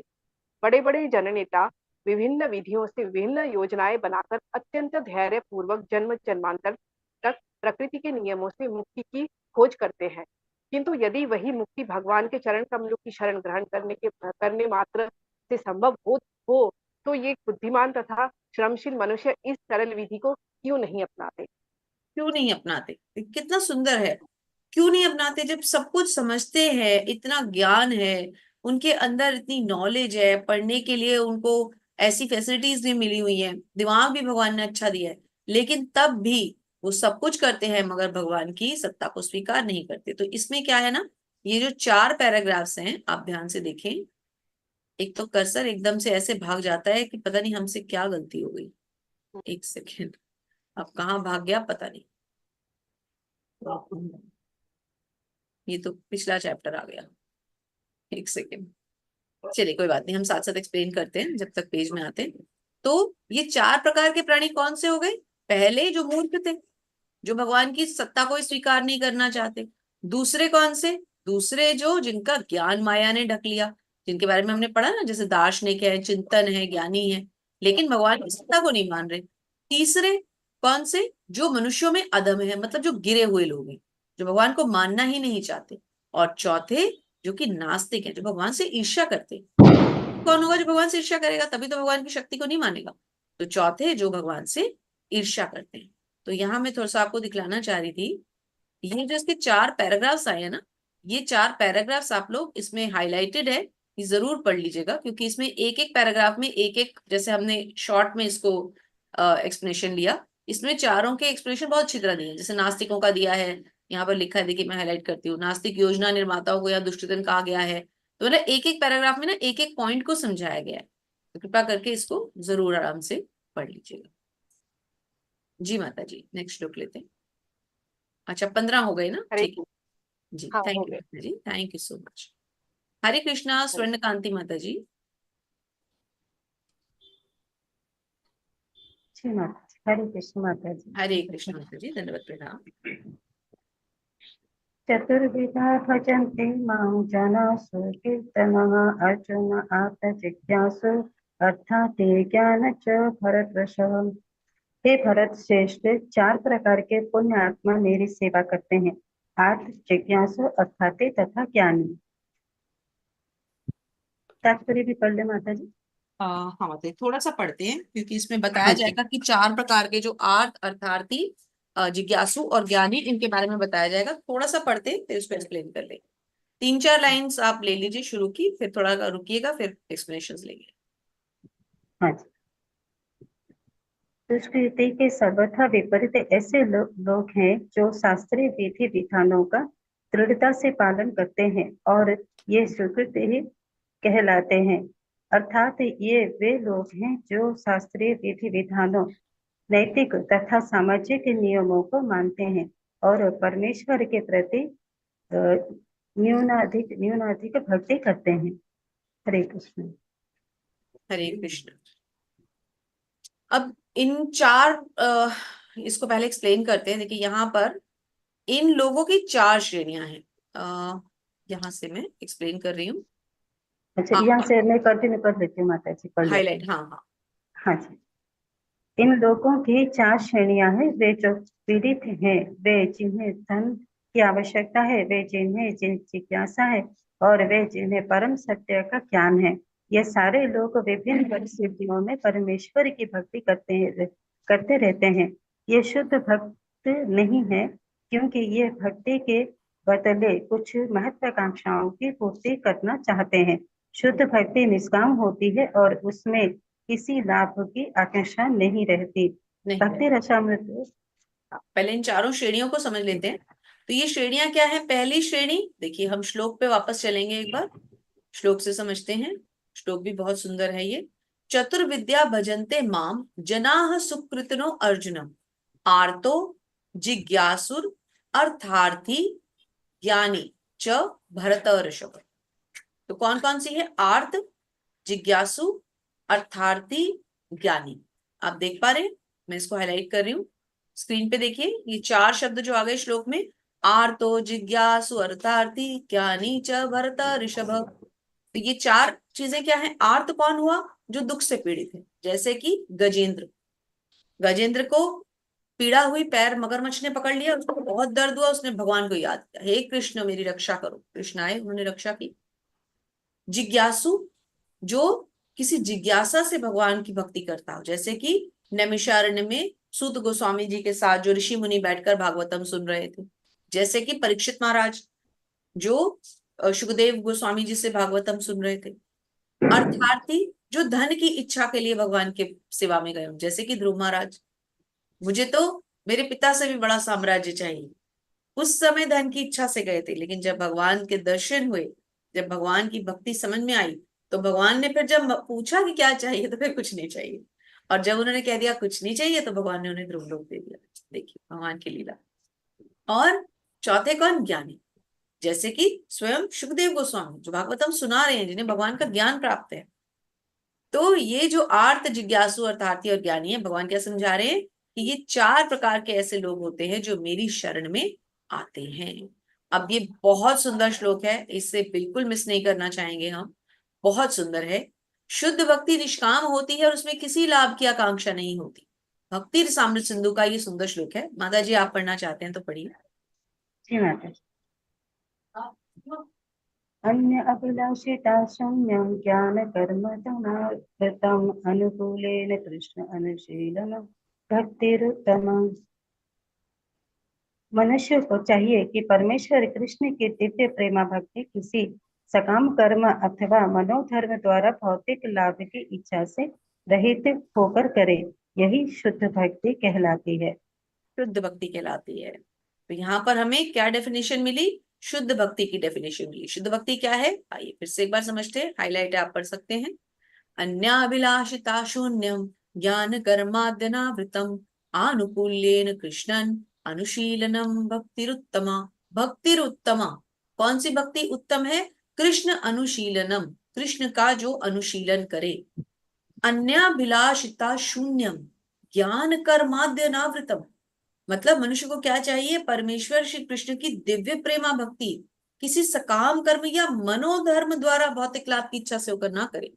अनावृतम, किसी अन्य चीज के आवरण में छिपकर, किसी भौतिक इच्छा के पीछे खड़े होकर, किसी लाभ के कारण भक्ति ना करे। अन्य अभिलाषिता शून्यम, क्या करे? कैसी भक्ति उत्तम कहलाएगी? जो कृष्ण का अनुशीलन करने वाली भक्ति, अर्थात जिस भक्ति में हम श्री कृष्ण का अनुशीलन करते हो वो भक्ति उत्तम कहलाएगी। हरे कृष्ण। जी माता। तेषां ज्ञाने नित्ययुक्तः एक भक्ति विशिष्यते प्रिय हि ज्ञानेन अत्यर्थम अहम च मम प्रिय। इनमें से जो परम ज्ञानी है और शुद्ध भक्ति में लगा रहता है वह सर्वश्रेष्ठ है, क्योंकि मैं उसे अत्यंत प्रिय हूँ और वो मुझे प्रिय है। अब भगवान कहते हैं कि 4 प्रकार के मैंने कौन से लोग बताए? आर्थ, अर्थार्थी, जिज्ञासु और ज्ञानी। लेकिन भगवान कहते हैं इन चारों में से मुझे कौन सबसे ज्यादा प्रिय है? तो जब फर्स्ट टाइम हम पढ़ते हैं ना, तो हमें अंदर से लगता है अच्छा शायद भगवान को जिज्ञासु पसंद होंगे, जो भगवान के लिए जिज्ञासा करते हैं। नहीं, भगवान को ज्ञानी पसंद। भगवान कहते हैं जो परम ज्ञानी है। क्यों ज्ञानी पसंद है भगवान को? इसलिए क्योंकि वो भगवान की भक्ति में पहले से ही लगे होते हैं। क्यों? क्योंकि वो भी भगवान को, मतलब भगवान उनके प्रिय होते हैं और वो भगवान के प्रिय होते हैं। तो क्योंकि वो भगवान की भक्ति में लगे रहते हैं, इसलिए उन्हें तो भगवान हमेशा ही पसंद करते हैं। तो 2 लाइन पढ़ती हूँ यहाँ पर। श्रील प्रभुपाद के द्वारा तात्पर्य। श्री प्रभुपाद की जय। भौतिक इच्छाओं के समस्त कल्मश से मुक्त आर्त, जिज्ञासु, धनहीन तथा ज्ञानी, ये सब शुद्ध भक्त बन सकते हैं। पहली बात, इनमें से कोई भी शुद्ध भक्त बन सकता है। जो हमने 4 एग्जाम्पल दिए, गजेंद्र फॉर आर्त, ध्रुव महाराज फॉर अर्थार्थी, नैमिषारण्य ऋषिज फॉर जिज्ञासु एंड सुखदेव गोस्वामी फॉर ज्ञानी, या 4 कुमार कह सकते हैं जो भगवान के परम भक्त थे। भगवान कहते हैं ये सब शुद्ध भक्त बन सकते हैं, ये चारों शुद्ध भक्ति हैं। अर्थार्थी में हम ध्रुव महाराज को लेंगे। किंतु इसमें से जो परम सत्य का ज्ञानी है और भौतिक इच्छाओं से मुक्त है, वह शुद्ध हो पाता है।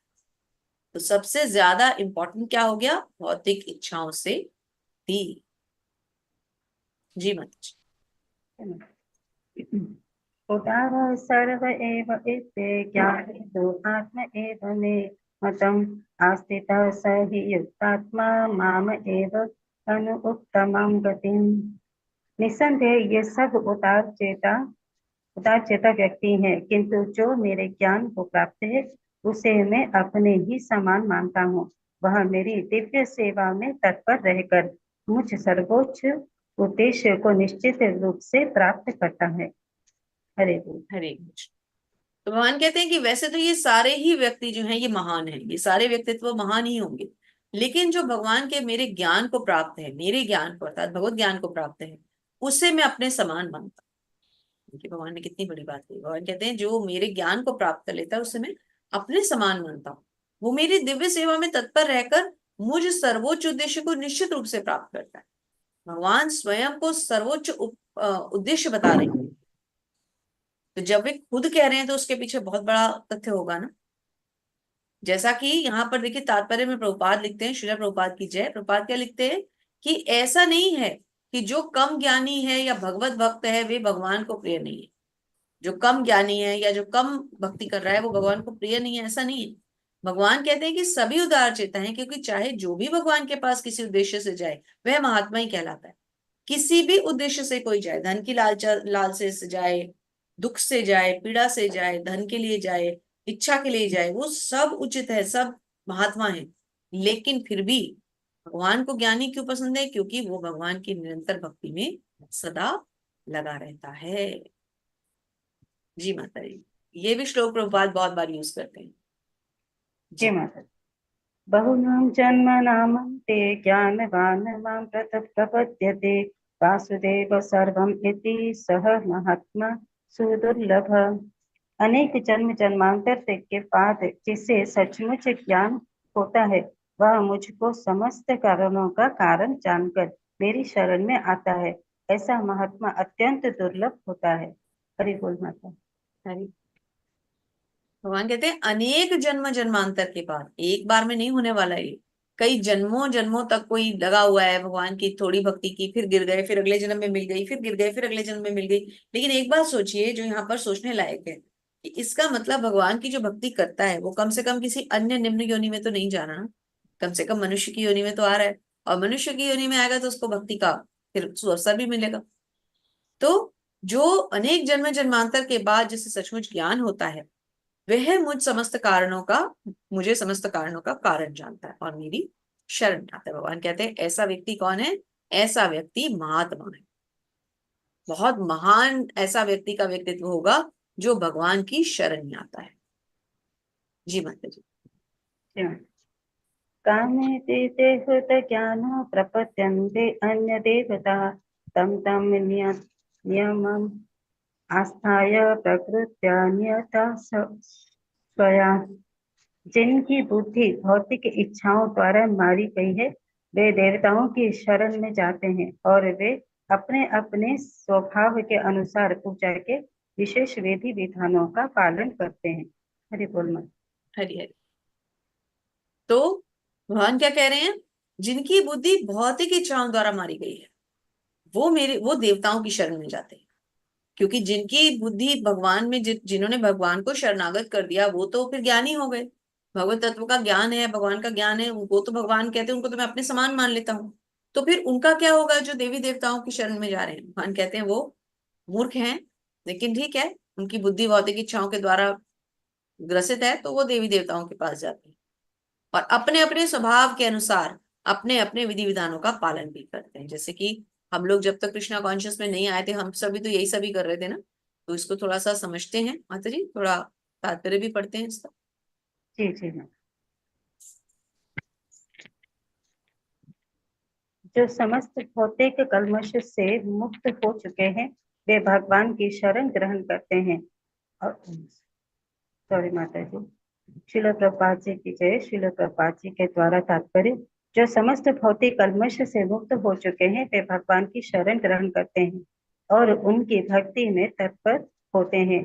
जब तक भौतिक कल्मश धुल नहीं जाता तब तक वे स्वभावतः अभक्त रहते हैं, किंतु जो भौतिक इच्छाओं के होते हुए भी भगवान की और उन्मुख होते हैं वे बहिरंगा द्वारा आकृष्ट नहीं होते, क्योंकि वे सही उद्देश्य की ओर अग्रसर होते हैं। अतः वे शीघ्र ही सारी भौतिक कामेच्छाओं से मुक्त हो जाते तो हैं। हो जाते हैं। हरि बोल। तो जो भगवान की शरण ग्रहण करते हैं वो सब प्रकार की भौतिक इच्छाओं से, काम इच्छाओं से मुक्त हो जाते हैं। श्रीमद् भागवतम का एक श्लोक इसी बीच अकामः सर्व कामो वा मोक्ष काम उदारति तीव्रेण भक्ति योगेन यजेत पुरुषम परम।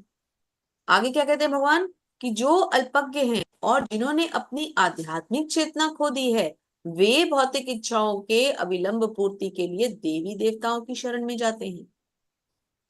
इसका मतलब जो भगवान की शरण में आए वो बुद्धिमान है, क्योंकि भगवान का वो प्रिय भक्त बनता है। और जो देवी देवताओं की शरण में जाए वो मूर्ख है, क्योंकि वो भौतिक इच्छाओं के कारण उनकी शरण में जा रहे हैं। देवी देवताओं ने कुछ समय के बाद कुछ क्षणिक फल देंगे। वो क्षणिक फल जब उनके फल खत्म हो जाएंगे तो वो फिर रोएंगे, क्योंकि देवी देवताओं ने परमानेंट फल तो दे ही नहीं सकते, वो खुद ही क्षणिक है। उन्हें क्या परमानेंट फल देंगे, है ना। हरे कृष्ण। थैंक यू माता जी। हरे ठीक है कृष्णा माता जी। रंजन माता जी। 21 से 24 5 लोग। हरे कृष्णा माता जी। मतलब थोड़ी सी आवाज ऊंची करनी पड़ेगी, अगर आपने लीड लगाई है तो उतार दें, क्योंकि मेरे फोन में भी ठीक यही है आता है प्रॉब्लम। जी। कृष्णा अभी आ रही है माता जी आवाज? हाँ जी, अभी बिल्कुल सही आ रही जी। हरे कृष्णा। यो यो याम याम तनु भक्त श्रद्धा चित्त मुक्त क्षति तश्चाचलाम श्रद्धाम तामे विधाय महम।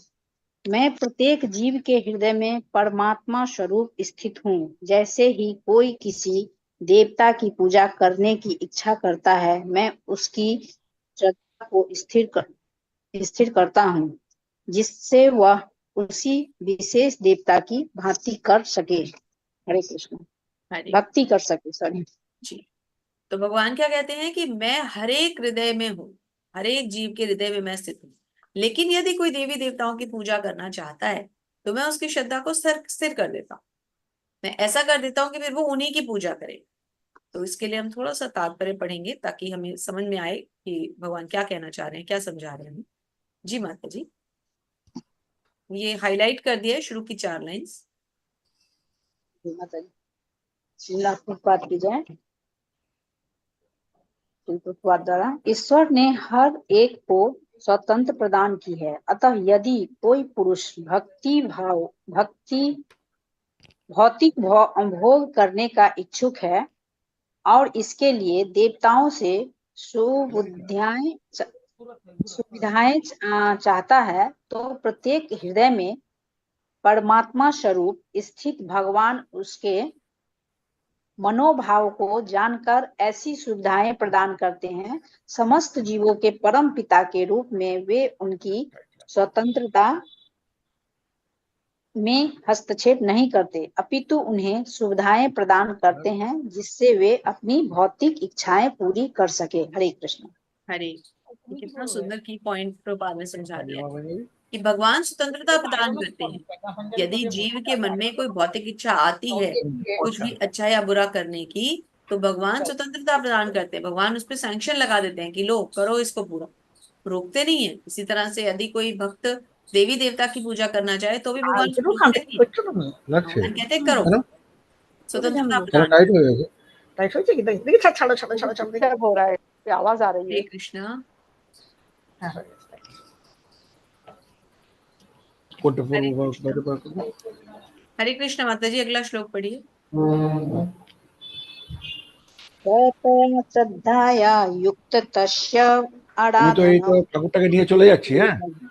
च আর तत् তো দড়ি নিয়ে যাচ্ছি ওখানে, माया एव যে ওই विहिताम ফুলগুলো নিয়ে ताम। আসবে, নিয়ে আসলে ওগুলোকে বাঁধবো। ऐसी श्रद्धा से समवित ও समवित वह পুরুষ देवता বলা আছে, विशेष विशेष की মালা নিয়ে पूजा আসবে, करने का ঠিক আছে। प्रयत्न करता है আর তুমি তাহলে আমি करता है ফলগুলো কি और নিয়ে যাবো, अपनी মিষ্টি इच्छा की ফল এগুলো, पूर्ति करता है। किंतु হ্যাঁ। वास्तविकता तो यह है कि ये सारे लाभ তো के মিষ্টি তুমি ইয়ে দাও তাহলে আমাকে, केवल मेरे द्वारा দাঁড়া বার করে নেবো। प्रदत्त है। रंजन माता जी कृपया करके बैकग्राउंड को थोड़ा देख लें, और किसके बैकग्राउंड में भी थोड़ा नॉइज है प्लीज चेक कर लें। उनके बैकग्राउंड में थोड़ा नॉइज है, प्लीज चेक कर लें। अगर आपके बैकग्राउंड में कोई नॉइज है जी प्रभु जी, तो जी एक बार हैंड रेज करें।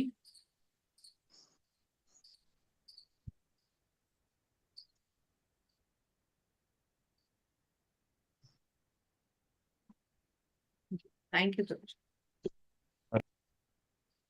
तो भगवान क्या कहते हैं? भगवान कह रहे हैं ऐसी श्रद्धा। इस श्लोक को एक बार फिर से पढ़ लेते हैं। माता जी फिर से पढ़ दीजिए। रंजन माता जी, थोड़ा सा बैकग्राउंड में नॉइज था, शायद समझ में नहीं आया होगा सबको। एक बार आप फिर से पढ़ दीजिए, रंजन माता जी। हाँ जी, फिर से पढ़ दीजिए एक बार। जी जी माता जी। सतया श्रद्धाय युक्त तस्य आराधनम इते लभते च तत्कामान माया एव विहितान। ऐसी श्रद्धा से समन्वित वह देवता विशेष की पूजा करने का चयन करता है। चयन होना चाहिए माता जी ना, चयन करता है लिखा है। यत्न और करता है, अपनी यत्न मतलब प्रयत्न करता है। अच्छा, यत्न करता है और अपनी इच्छा की पूर्ति करता है, किंतु वास्तविकता तो यह है कि ये सारे लाभ केवल मेरे द्वारा प्रदत्त हैं। हरे कृष्ण। हरे कृष्ण। भगवान कह रहे हैं कि जो देवी देवताओं की भक्ति का भी जो सुविधा हमें मिलती है वो भी भगवान ही प्रदान करते हैं। देवी देवता चाह कर भी अपनी भक्ति नहीं करवा सकते। जब भगवान देखते हैं कि किसी भक्त के अंदर किसी पर्टिकुलर देवी देवता को आराध्य मानने की एक इच्छा प्रबल हो रही है, तो भगवान उस इच्छा को पूरा करने के लिए उसको तथास्तु कह देते हैं। हरि बोल। जी माता जी। अंतवत् तु फलं तेषां तत् भवति अल्प मेधसां देवान् देवयज्ञ यान्ति मत् भक्ता यान्ति माम अपि। अल्प बुद्धि वाले व्यक्ति देवताओं की पूजा करते हैं और उन्हें प्राप्त होने वाले फल सीमित तथा क्षणिक होते हैं। देवताओं की पूजा करने वाले देवलोक को जाते हैं, किंतु मेरे भक्त अंततः मेरे परम धाम को प्राप्त होते हैं। हरे कृष्ण। थैंक यू माता जी, थैंक यू सो मच। तो क्या कहते हैं भगवान यहाँ पे? भगवान कह रहे हैं कि जो मेरी भक्ति करते हैं, अभी आगे 8वें अध्याय में भगवान इसको और क्लियर समझाएंगे। अभी भगवान ने क्या कहा है कि देवताओं की पूजा जो करेंगे वो देवलोक को जाते हैं, मेरी पूजा जो करेंगे वो मेरे लोक को आएंगे, यानी कि भगवान के गोलोक जाएंगे। और एक और पॉइंट यहाँ पर क्लियरली भगवान समझा रहे हैं कि जो देवी देवता जो फल देते हैं वो क्षणिक होते हैं। अभी जिसपे हमने चर्चा भी की थी कुछ देर पहले, वो क्षणिक फल जब खत्म होता है तो मनुष्य वापस से भगवान के ही चरणों में आकर के बैठ जाता है, क्योंकि देवी देवता खुद भी क्षणिक है। जैसे कि ब्रह्मा जी है, हमने ब्रह्मा जी की आयु कैलकुलेशन समझी, भगवान ने 4थे अध्याय में हमें समझाई। तो जब ब्रह्मा जी की अपनी आयु परमानेंट नहीं है, अर्थात उनकी भी एक दिन मृत्यु होनी है, तो वे तो खुद ही स्थायी नहीं है। तो जब ब्रह्मा जी स्थायी नहीं है तो बाकी और छोटे कैबिनेट मिनिस्टर्स जो होंगे वो कहाँ से स्थायी होंगे, है ना? तो भगवान क्या कहते हैं कि जब देवी देवता खुद ही स्थायी नहीं है तो तुम्हें स्थायी फल कहाँ से देंगे? पर फिर भी यदि तुम उसकी भक्ति करना चाहो तो मैं उस भक्ति को स्थिर कर देता हूँ कि जाओ जाके करो। अपने आप देवी देवता हमें अपनी भक्ति में नहीं लगा सकते। भगवान जब चाहेंगे तो वो हमें देवी देवता की भक्ति में स्थिर करेंगे। हरे कृष्णा। दीपक प्रभु जी 3 श्लोक ले लीजिए, क्योंकि सुशील प्रभु जी भी हैं तो थोड़ा 2-3 श्लोक वो भी पढ़ लेंगे। हरे कृष्ण माता जी। हरे माता जी 23 श्लोक 23 24, 5, 6 जी माता 4, 5, 6, 7 जी ले लीजिए। 4, 5, 6, 7। जी जी। हरे कृष्ण माता जी। अव्यक्तं व्यक्तिम् आपन्नं मयन्ते माम अबुदया परम भावम अजानंतम मम अव्ययम अनुत्तमम। अर्थात बुद्धिहीन मनुष्य मुझको ठीक से न जानने के कारण सोचते हैं कि मैं पहले निराकार था और अब मैंने इस रूप को धारण किया है। वे अपने अल्प ज्ञान के कारण मेरी अविनाशी तथा सर्वोच्च प्रकृति को नहीं जान पाते। हरे कृष्ण माता जी। हरे कृष्ण। भगवान ने कितना सुंदर समझा दिया है कि जिनमें बुद्धि नहीं होती वो पहले सोचते हैं कि अच्छा मेरे पास कोई रूप नहीं था, अब मैंने इस रूप को धारण कर लिया है। तो बुद्धिहीन मनुष्य तो ये भी कहते हैं कि कृष्णा भगवान तो है ही नहीं, वो तो एक मैजिशियन थे, वो तो एक बहुत बड़े दार्शनिक थे। कोई कहता है कि वो तो एक बहुत ग्रेट फिलोसोफर थे, कोई कहता है कि नहीं नहीं उन्होंने ये सब देख करके एक अच्छी ढंग से इसको बना दिया ग्रंथ को, कि सब लोग डराने के लिए कि बुरा करोगे तो ऐसा हो जाएगा, तो लोग अच्छे कर्म करें इसलिए तुम्हारी ये भगवत गीता बना दी है। लोग तो बहुत कुछ कहते हैं। तो ऐसे सब कौन है? मूर्ख है, उनकी बातें नहीं सुननी है। हमें तो केवल वो सुनना है जो भगवत गीता में भगवान ने हमसे कहा है। और भगवान क्या कह रहे हैं? भगवान एक ही बात बार बार कह रहे हैं कि मेरी भक्ति करो। अगर मेरी उपासना करोगे तो अब तो पिछले श्लोक में क्या कह दिया कि मेरे धाम आओगे। अब ये हम पर है, नहीं करेंगे तो कोई बात नहीं, फंसे रहेंगे इसी भौतिक जगत में कई जन्मों तक। हरे कृष्ण। हरे कृष्ण माता जी। नाहं प्रकाशः सर्वस्य योगमाया समावृतः मूढ़ो अयं नाभिजानाति लोको माम जमव्ययम्। अर्थात मैं मूर्खों द्वारा अल्पज्ञों के लिए कभी भी प्रकट नहीं हूँ। उनके लिए तो मैं अपनी अंतरंगा शक्ति द्वारा आच्छादित आच्छादित रहता हूँ। अतः वे यह नहीं जान पाते कि मैं अजन्मा तथा अविनाशी हूँ। हरे कृष्ण। अब इस श्लोक में हमें बहुत बढ़िया चीज मिली कि क्यों नास्तिक लोग कभी भगवान पे भरोसा नहीं कर पाते। अगर हम इस क्वेश्चन को ऐसे पूछें कि आखिर ऐसा क्यों है, सभी जीव भगवान के अंश हैं, सभी जीव जो है अंदर से आध्यात्मिक है, फिर एक ऐसा क्यों है कि भगवान की भक्ति कर रहा है और एक ऐसा क्यों है कि वो भक्ति नहीं कर रहा। कहीं से तो शुरुआत हुई होगी। अगर हम कहते हैं कर्मों का फल है, तो पिछली योनि में अगर मैं मच्छर थी या कीट थी, पतंगा थी, तो मैंने ऐसे कौन से बुरे कर्म कर दिए कि मुझे अभक्त बना दिया। है ना, ऐसे प्रश्न उठते हैं ना माइंड में। भाई दिमाग है, सोचेगा। और भौतिक दिमाग है तो भौतिक प्रश्न ही सोचेगा, मूर्खतापूर्वक प्रश्न ही सोचेगा। मेरा दिमाग तो बहुत सोचता है, मूर्ख का दिमाग है, सोचेगा। लेकिन भगवान ने कितना सुंदर उत्तर दिया है। भगवान कह रहे हैं मैं मूर्खों और अल्पज्ञों के लिए प्रकट नहीं होता। अर्थात जो नास्तिक है मैं उनके लिए कभी प्रकट ही नहीं होता। जब मैं प्रकट ही नहीं होऊंगा तो वो मेरे अजन्मा और अविनाशी होने का कारण कहाँ से समझेंगे। उसी मूर्खता में बंधे रह जाते हैं। लेकिन जिसे गुरु मिल जाए, जिसे भगवत भक्त मिल जाए, जिसे भगवान की अहेतु की कृपा मिल जाए, वो बहुत जल्दी उस दुविधा से निकल करके और इस भक्ति के मार्ग पे फटाफट अग्रसर हो जाता है। तो ये डिफरेंस आ जाता है कि किस तरह से भगवान कोई डिफरेंशिएट नहीं कर रहे, पार्शियलिटी नहीं कर रहे, लेकिन कैसे अपने भक्त का जल्दी से उद्धार कर देते हैं, वो यहां से हमें क्लियर हो गया। जी प्रभु जी। हरे कृष्ण। हरे कृष्ण। वेदहं समतीतानि वर्तमानानि च अर्जुन भविष्याणि च भूतानि माम तु वेद न कश्चन। अर्थात हे अर्जुन, श्री भगवान होने के नाते जो कुछ भूतकाल में घटित हो चुका है, जो वर्तमान में घटित हो रहा है और जो आगे होने वाला है, वह सब कुछ जानता हूँ। मैं समस्त जीवों को भी जानता हूँ, किंतु मुझे कोई नहीं जानता। हरे मुझे कोई कृष्ण। नहीं जानता। हरे कृष्ण। भगवान क्या कह रहे हैं, मैं तो सब शरीरों को जानता हूँ, जीवों को भी जानता हूँ, उनकी प्रकृति को भी जानता हूँ, मैं सब कुछ जानता हूँ। लेकिन मुझे कोई नहीं जानता, क्योंकि सभी तो भक्त नहीं है। केवल भक्ति तो भगवान को समझेगा ना। तो भक्त क्योंकि भगवान को समझता है, इसलिए वो भगवान की प्रकृति भी जानता है, भगवान कैसे प्रकट हुए ये भी समझता है, उनके आने और जाने के कारण भी समझता है, वो सब कुछ समझ लेता है। लेकिन जो भक्ति नहीं करता वो नहीं समझ पाता। जी प्रभु जी।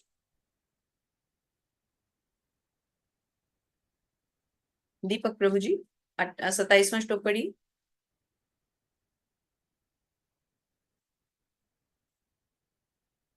सुशीतल प्रभु जी आप ले लीजिए 27 28, फिर दीपक प्रभु जी आएंगे तो उनको दे देंगे। हरे कृष्ण माता जी, हरे दंड प्रणाम। दंड प्रणाम प्रभु जी। इच्छादेश समुत्थेन द्वंद्व मोहेन भारत सर्वभूतानि सम्मोहम सर्गे यान्ति परन्तप। श्री प्रभुपाद की जय। हे भरतवंशी, हे शत्रु विजेता, समस्त जीव जन्म लेकर इच्छा तथा घृणा से उत्पन्न द्वंद्वों से मोहग्रस्त होकर मोह को प्राप्त होते हैं। हरे कृष्ण। हे शत्रु विजेता, समस्त जीव जन्म लेकर इच्छा और घृणा से उत्पन्न द्वंद्वों से मोहग्रस्त होते हैं। हमारा मोह कहाँ से उत्पन्न हो रहा है, हमारी इच्छाओं से। यदि हम इच्छाओं को कंट्रोल कर ले तो हम किसी चीज के प्रति मोहित होंगे ही नहीं। तो जीव का बार बार जन्म क्यों होता है, क्योंकि इच्छा नहीं खत्म होती, इच्छा रह जाती है। इच्छा के कारण हम कर्म करते हैं, कर्म का कोई ना कोई उच्च या निम्न फल मिलता है, फल मिलता है वो खत्म हो जाता है। जिस जगत में भी फल मिले, उच्च लोक में मिलेगा तो वहां भी खत्म होगा, फिर आएंगे। निम्न लोक में मिलेगा तो वहां भी क्षीण होगा, फिर आएंगे। तो जो इच्छा है समझ लीजिए वो कारण हो गई हमें इस जगत से बांधने का। इच्छा से मोह उत्पन्न हो गया, मोह से हम बंध गए, कर्म से, कर्म के फलों से हम बंधते चले गए। जी प्रभु जी। येषां तु अंतगतं पापं जानान पुण्य कर्मणाम ते द्वंद्व मोह निर्मुक्ता भजते माम दृढ़वता। जिन मनुष्यों ने पूर्व जन्मों में तथा इस जन्म में पुण्य कर्म किए हैं और जिनके पाप कर्मों को का पूर्णतः उच्छेदन हो चुका है, वे मोह के द्वंद्वों से मुक्त हो जाते हैं और वे संकल्प पूर्वक मेरी सेवा में तत्पर रहते हैं। हरे कृष्णा। तो ये वो क्वेश्चन है जो हम सबके माइंड में चलता है, इसलिए हम इसको बहुत अच्छी तरह समझेंगे। जिन मनुष्यों ने पूर्व जन्मों में और इस जन्म में पुण्य कर्म किए हैं और जिनके पाप कर्म खत्म हो चुके हैं, वो द्वंद्वों से, मोह से, इन सब चीजों से मुक्ति पा लेते हैं और मेरी सेवा में लग जाते हैं। है ना। अब प्रभुपाद से समझते हैं इस तात्पर्य को, क्योंकि तात्पर्य में काफी कुछ हमें और क्लियर होगा, क्योंकि ये हम सबके माइंड में क्वेश्चन चलता है कि ये जन्म कर्म इनका क्या हिसाब किताब है। तो सुशीतर प्रभु जी थोड़ा श्रील तात्पर्य भी पढ़ते प्रभुपाद हैं। की जय। तात्पर्य श्रील प्रभुपाद द्वारा इस अध्याय में उन लोगों का उल्लेख है जो दिव्य पद को प्राप्त करने के अधिकारी हैं, जो पापी, नास्तिक, मूर्ख तथा कपटी हैं। उनकी इच्छा तथा घृणा के द्वंद्व को पार कर पाना कठिन है। केवल ऐसे पुरुष भक्ति स्वीकार करके क्रमशः भगवान के शुद्ध ज्ञान को प्राप्त करते हैं, जिन्होंने धर्म के विधि विधानों का अभ्यास करने, पुण्य करने पुण्य कर्म करने तथा पाप कर्मों को जीतने में अपना जीवन लगाया है। फिर वे क्रमशः भगवान का ध्यान समाधि में करते हैं। आध्यात्मिक पद पर आसीन होने की यही विधि है। शुद्ध भक्तों की संगत में कृष्ण भावनामृत के अंतर्गत ही ऐसी पद प्राप्त होती है। ऐसी पद प्राप्त संभव है, क्योंकि महान भक्तों की संगत से ही मनुष्य मोह से उबर सकता उभर है। सकते जी। तो श्रीमद् शुद्ध भक्तों की संगति में, तो यहाँ इंपॉर्टेंट वर्ड हमारे लिए क्या आ गया? शुद्ध भक्तों की संगति में। यदि हमें कोई शुद्ध भक्त की संगति मिल जाए, जैसे कि हमें संगति मिली किनकी? श्रील प्रभुपाद की। श्रील प्रभुपाद ने हमें ये भगवत गीता दी जो हम पढ़ पा रहे हैं। तो ऐसे शुद्ध भक्त की जब हमें संगति मिल जाए और हम कृष्ण भावना भावित हो जाएं, तो फिर हम मोह से उबर सकते हैं। तो सुशीतल प्रभु जी की इच्छा अभी और थी आगे पढ़ने की, तो प्रभु जी पढ़ लीजिए, अगला पैराग्राफ भी पूरा पढ़ माता जी, लीजिए। हरि आगे की लाइन बहुत अच्छी लगी है ना, कि जैसे हरि यदि कोई सचमुच मुक्ति चाहता है तो उसे भक्तों की सेवा करनी चाहिए। हरि बोल। हरि हरि। भक्तों की सेवा करनी चाहिए। भगवान कहते हैं मेरे भक्तों की सेवा करो। बस पढ़ लीजिए प्रभु जी, पूरा पैराग्राफ पढ़ लीजिए। अच्छा जी। किंतु जो भौतिकवादी पुरुषों की संगत करता है वो संसार के गहन अंधकार की ओर अग्रसर होता है। तमो द्वारा यूसिताम संग संगम। भगवान के सारे भक्त विश्व भर का भ्रमण इसलिए करते हैं जिससे वे बद्ध जीवों को उनके मुंह में उबार सकें। मायावादी ये नहीं जान पाते कि परमेश्वर के अधीन अपनी स्वाभाविक स्थिति को भूलना ही ईश्वरीय नियम की सबसे बड़ी अवहेलना है। जब तक हम वो अपनी स्वाभाविक स्थिति को पुनः प्राप्त नहीं कर लेता, तब तक परमेश्वर को समझ पाना या संकल्प के साथ उनकी दिव्य प्रेमा भक्ति में पूर्णतः प्रवृत्त हो पाना कठिन है। कठिन। हरि बोल। तो देखिए, भगवान की जो भक्ति है, बार बार भक्तों के संग को कितना इंपॉर्टेंस दिया जाता है। क्या लिखा गया है श्रीमद् भागवतम में? कहा गया है यदि कोई सचमुच मुक्ति चाहता है तो उसे भक्तों की सेवा करनी चाहिए। किंतु जो भौतिकवादी पुरुषों की संगति में रहता है वह संसार के गहन अंधकार की तरफ अग्रसर होता है। तो मनुष्य के, ये हमारे स्वयं के ऊपर है कि हम भक्ति करके भगवान को प्राप्त करें या अभक्तों का संग करके भौतिकता में डूब जाएं। दीपक प्रभु जी, आप पढ़ना चाहते हैं? आप बीच में कहीं गायब हो गए थे, आपकी आवाज अभी है नहीं शायद। ठीक है, अगर दीपक प्रभु जी आप पढ़ना चाहें तो हैंड रेज कर दीजिए, तब तक सुशीतल प्रभु जी कंटिन्यू करेंगे। जी प्रभु जी, 2 श्लोक रह गए। जी। हरे कृष्ण जरा माता जी। हरे कृष्णा। जी, आ गया पढ़े। प्रभु जी आपका हैंड रेज नहीं है। दीपक प्रभु जी मुझे नजर नहीं आ रहे आप। अच्छा है आप अभी? जी है। हैंड रेज कर लें एक बार। हाँ जी, पढ़ लीजिए प्रभु जी, कोई बात नहीं। 29 30 दोनों पढ़ लीजिए। जरा मरण मोक्षाय माम आश्रित यतन्ति ये ते ब्रह्म तत्विदु प्रतिष्ठम अध्यात्म कर्म च अखिलम। अर्थात जो जरा तथा मृत्यु के से मुक्ति पाने के लिए यत्नशील रहते हैं, वे बुद्धिमान व्यक्ति मेरी भक्ति के शरण ग्रहण करते हैं। वे वास्तव में ब्रह्म है, क्योंकि वे दिव्य कर्मों के विषय में पूरी तरह से जानते हैं। हरे कृष्ण माता जी। हरे कृष्ण। तो जरा और मृत्यु, जरा क्या है? बुढ़ापा। तो जो बुढ़ापे से, मृत्यु से मुक्ति पाना चाहते हैं वो क्या करें? मेरी शरण में आ जाए। क्यों? क्योंकि भगवान के धाम यदि कोई जाएगा तो वहां ना तो वो बुढ़ापे को प्राप्त करेगा ना मृत्यु को प्राप्त करेगा। तो यहाँ पर बहुत सुंदर लिखा है तात्पर्य। ये 2 लाइन्स पढ़िए प्रभु जी। तात्पर्य जगत गुरु श्री प्रभुपाद जी द्वारा। जगत गुरु श्री प्रभुपाद की जय। जन्म मृत्यु जरा तथा रोग इस भौतिक शरीर को सताते हैं, आध्यात्मिक शरीर को नहीं। आध्यात्मिक शरीर के लिए न जन्म है, न मृत्यु, न जरा, न रोग। न अतः जरा। जिसके आध्यात्मिक तो जब मनुष्य आध्यात्मिक शरीर को प्राप्त करता है तो क्या बन जाता है, भगवान का पार्षद बन जाता है। वो या तो राधा रानी की वेणी डेकोरेट करेगा, या तो भगवान श्री कृष्ण का भोजन बनाएगा, कुछ ना कुछ करेगा भगवत धाम जाके, है ना। सब पढ़ना चाहते हैं ना इसको, क्योंकि सब जानना चाहते हैं, तो इसको हम पूरा ही पढ़ लेते हैं, काम करते हैं। जी प्रभु जी, ये आप ये वाला पैराग्राफ पढ़ दीजिए, मैं दोबारा हाईलाइट कर रही हूँ, क्योंकि इसमें गोलोक वृंदावन के बारे में आया है। हरि बोल, सब जानना चाहते हैं वहां हम क्या करने वाले हैं। जी प्रभु जी, पढ़ दीजिए।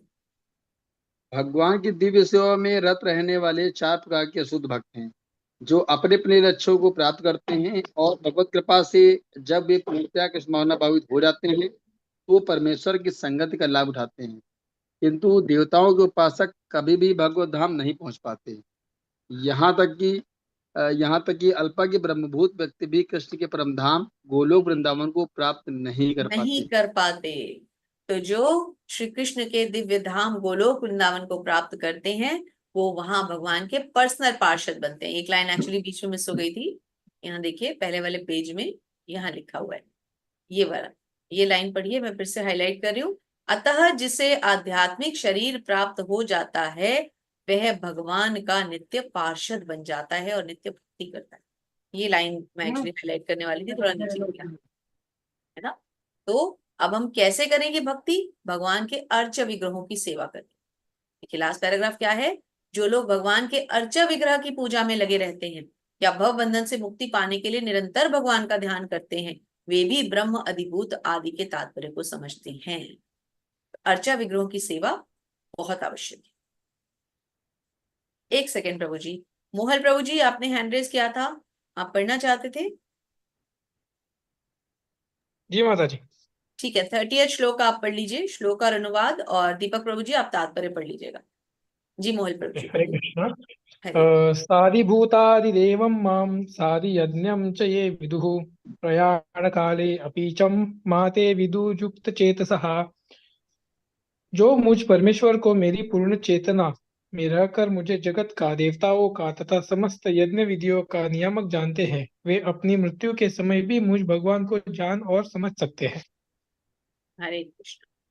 भगवान क्या कहते हैं, जो मुझ परमेश्वर को मेरी पूर्ण चेतना में जानते हैं, और कैसे, किस प्रकार समझते हैं, जगत का, देवताओं का, समस्त यज्ञ विधियों का नियामक जानते हैं। जैसे कि भगवान ने 5वें अध्याय के 29वें श्लोक में कहा था, भोक्तारम यज्ञ तपसाम सर्वलोक महेश्वरम, जो मुझे समस्त यज्ञों का देवता, समस्त जीवों का हितैषी मानते हैं, है ना, जो ये समझते हैं। यहाँ पर भी उसी की कंटिन्यूशन हो गई ना, कि जो मुझे देवताओं का, समस्त यज्ञ विधियों का नियामक जानते हैं, वे अपनी मृत्यु के समय भी मुझ भगवान को जान और समझ सकते हैं। तो जो भगवान पे विश्वास रखते हैं, भगवान फिर उनको छोड़कर कभी नहीं जाते। तो मोहन प्रभु जी पहला पैराग्राफ आप ले लीजिए, कृष्ण ठीक है भावना महाराज। वाला। जी ये पैराग्राफ बस। तात्पर्य श्रील प्रभुपाद द्वारा, श्रील प्रभुपाद महाराज की जय। कृष्ण भावना अमृत में कर्म करने वाले मनुष्य कभी भी भगवान को पूर्णतया समझने के पथ से विचलित नहीं होते। कृष्ण भावना अमृत के दिव्य सानिध्य से मनुष्य यह समझ सकता है कि भगवान किस तरह भौतिक जगत तथा देवताओं तक के नियामक है। धीरे धीरे ऐसी दिव्य संगति से मनुष्य का भगवान में विश्वास बढ़ता है। अतः मृत्यु के समय ऐसा कृष्ण भावना भावित व्यक्ति कृष्ण को कभी भुला नहीं पाता। अतएव वह सहज ही भगवत धाम गोलोक वृंदावन को प्राप्त होता है। हरि हरि बोल। हरि जो बोल, हरि बोल मनुष्य माता जी। भगवान की भक्ति जय में कृष्ण। रहता है, वो भगवान के धाम को प्राप्त करता है। भगवान के धाम को प्राप्त करना इतना आसान नहीं है, लेकिन जो भक्ति में रत रहता है वो भगवान के धाम को प्राप्त करता है ना। चलिए, तो 7वें अध्याय का विश्लेषण पढ़ते हैं। जी दीपक प्रभु जी पढ़िए। यह 7वां अध्याय विशेष रूप से बताता है कि कोई किस प्रकार से पूर्णतया कृष्ण भावना भावित हो सकता है। कृष्ण भावना का शुभारंभ ऐसे व्यक्तियों के सानिध्य से होता है जो कृष्ण भावना भावित होते हैं। ऐसा सानिध्य आध्यात्मिक होता है और इससे मनुष्य प्रत्यक्ष भगवान के संसर्ग में आता है और भगवत कृपा से वह कृष्ण को भगवान समझ सकता है। साथ ही वह जीव के वास्तविक स्वरूप को समझ सकता है और यह समझ सकता है कि किस प्रकार जीव कृष्ण को भुलाकर भौतिक कार्यों में उलझ जाता है। सत्संगति में रहने से कृष्ण भावना के क्रमिक विकास से जीव यह समझ सकता है कि किस प्रकार कृष्ण को भुलाने से वह प्रकृति के नियमों द्वारा बद्ध हुआ है और यह भी समझ सकता है कि यह मनुष्य जीवन कृष्ण भावनामृत को पुनः प्राप्त करने के लिए मिला है। अतः इसका सदुपयोग परमेश्वर की अहेतुकी कृपा प्राप्त करने के लिए करना चाहिए। हरे कृष्ण बहुत महाराज। इंपॉर्टेंट पॉइंट हरे कृष्ण प्रभु जी, बहुत इंपॉर्टेंट प्रभुपाद ने लिखा है। देखिए इसको समझ लेते हैं। ऐसा सानिध्य आध्यात्मिक होता है। कैसा सानिध्य? जो भगवत भक्तों का हमें संग मिलता है, आध्यात्मिक होता है। इससे मनुष्य प्रत्यक्ष भगवान के संसर्ग में आता है और भगवत कृपा से वह श्री कृष्ण को भगवान समझता है। तो कृष्ण भावना भावित होना मतलब ऐसे शुद्ध भक्तों की संगति में आना, जो कि हमें मिल रहा है इस्कॉन के कारण, प्रभात के कारण, वो हमारे लिए बहुत लाभकारी है। उससे हमें साक्षात श्री कृष्ण का संग मिल रहा है, समझ लीजिए। साथ ही वह जीव के वास्तविक स्वरूप को भी समझ सकता है। अब जितने लोग यहाँ बैठे हैं, सबको एक डेफिनेशन रट गई है कि स्वाभाविक स्वरूप क्या है हमारा, कि मैं एक आत्मा हूं और मैं श्री कृष्ण का अंश हूं, कि मैं एक आत्मा हूं और मैं श्री कृष्ण का दास हूं। सबको रट गया है ना। अब हमें पूछने की जरूरत नहीं है एक दूसरे से कि क्या है इसका आंसर बताओ, स्वाभाविक स्वरूप क्या है, सबको पता है। किस कारण से हुआ? तो के संग के कारण। श्री प्रभुपाद जो इतने शुद्ध भक्त हमें मिले, उनके कारण हुआ ये। फिर इसके बाद क्या बताया गया है जी? प्रभु जी पढ़िए। हरे कृष्ण माता जी। इस अध्याय में जिन अनेक विषयों की विवेचना की गई है वे हैं दुख में पड़ा हुआ मनुष्य, जिज्ञासु मानव, अभावग्रस्त मानव, ब्रह्म ज्ञान, परमात्मा ज्ञान, जन्म मृत्यु तथा रोग से मुक्ति एवं परमेश्वर की पूजा। किंतु जो व्यक्ति वास्तव में कृष्ण भावनामृत को प्राप्त है वह विभिन्न विधियों की परवाह नहीं करता। वह सीधे कृष्ण भावनामृत के कार्यों में प्रवृत्त होता है और उसी से भगवान कृष्ण के नित्य दास के रूप में अपने स्वाभाविक स्थिति को प्राप्त करता है। ऐसी अवस्था में वह शुद्ध भक्ति में परमेश्वर के समर्थ गुणगान में आनंद पाता है। उसे पूर्ण विश्वास रहता है कि ऐसा करने से उसके सारे उद्देश्यों की पूर्ति होगी। ऐसी दृढ़ श्रद्धा दृढ़ भक्त कहलाती है और यह भक्ति योग या दिव्य प्रेमा भक्ति की शुरुआत होती है। समस्त शास्त्रों का भी यही मत है। भगवद गीता का यह 7वां अध्याय इसी निश्चय का सारांश है। हरे कृष्ण माता जी। हरे कृष्ण प्रभु जी। तो क्या बताते हैं प्रभुपाद यहाँ पर? विभिन्न विधियों की परवाह नहीं करता वो। फिर अनुष्ठानों में, यज्ञों में, इसमें उसमें वो फिर रुचि नहीं रखता। सीधे कृष्ण भावनामृत में प्रवृत्त होता है और उसी से श्री भगवान के नित्य दास के रूप में अपनी पहचान को समझ पाता है। ऐसा कर लेने से क्या होता है? उसको अपनी पहचान मिल जाती है, भगवान का फाइनली धाम मिल जाता है। यही 7वें अध्याय का सारांश है। इस प्रकार भगवद गीता के 7वें अध्याय भगवत ज्ञान का भक्ति वेदांत तात्पर्य पूर्ण हुआ। हरि बोल। हरि बोल। हरे हरि कृष्णा माता जी। बहुत सुंदर भक्ति का आज पहला अध्याय, भगवत प्राप्ति। हरि। पहले हम YouTube से इसको ऑफ करेंगे और फिर आपके प्रश्न भी लेंगे यदि होंगे तो। वांछा कल्पतरुभ्यश्च कृपा सिंधुभ्य एव च पतितानां पावनेभ्यो वैष्णवेभ्यो नमो नमः।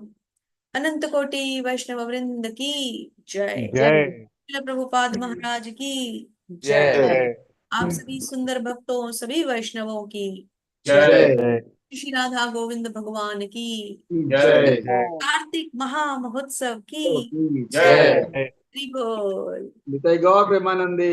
हरि हरि हरि हरि बोल। बोल। हरि हरि। हरे कृष्णा। सभी को दंडवत प्रणाम। हरे कृष्ण कृष्ण। माता जी। हरे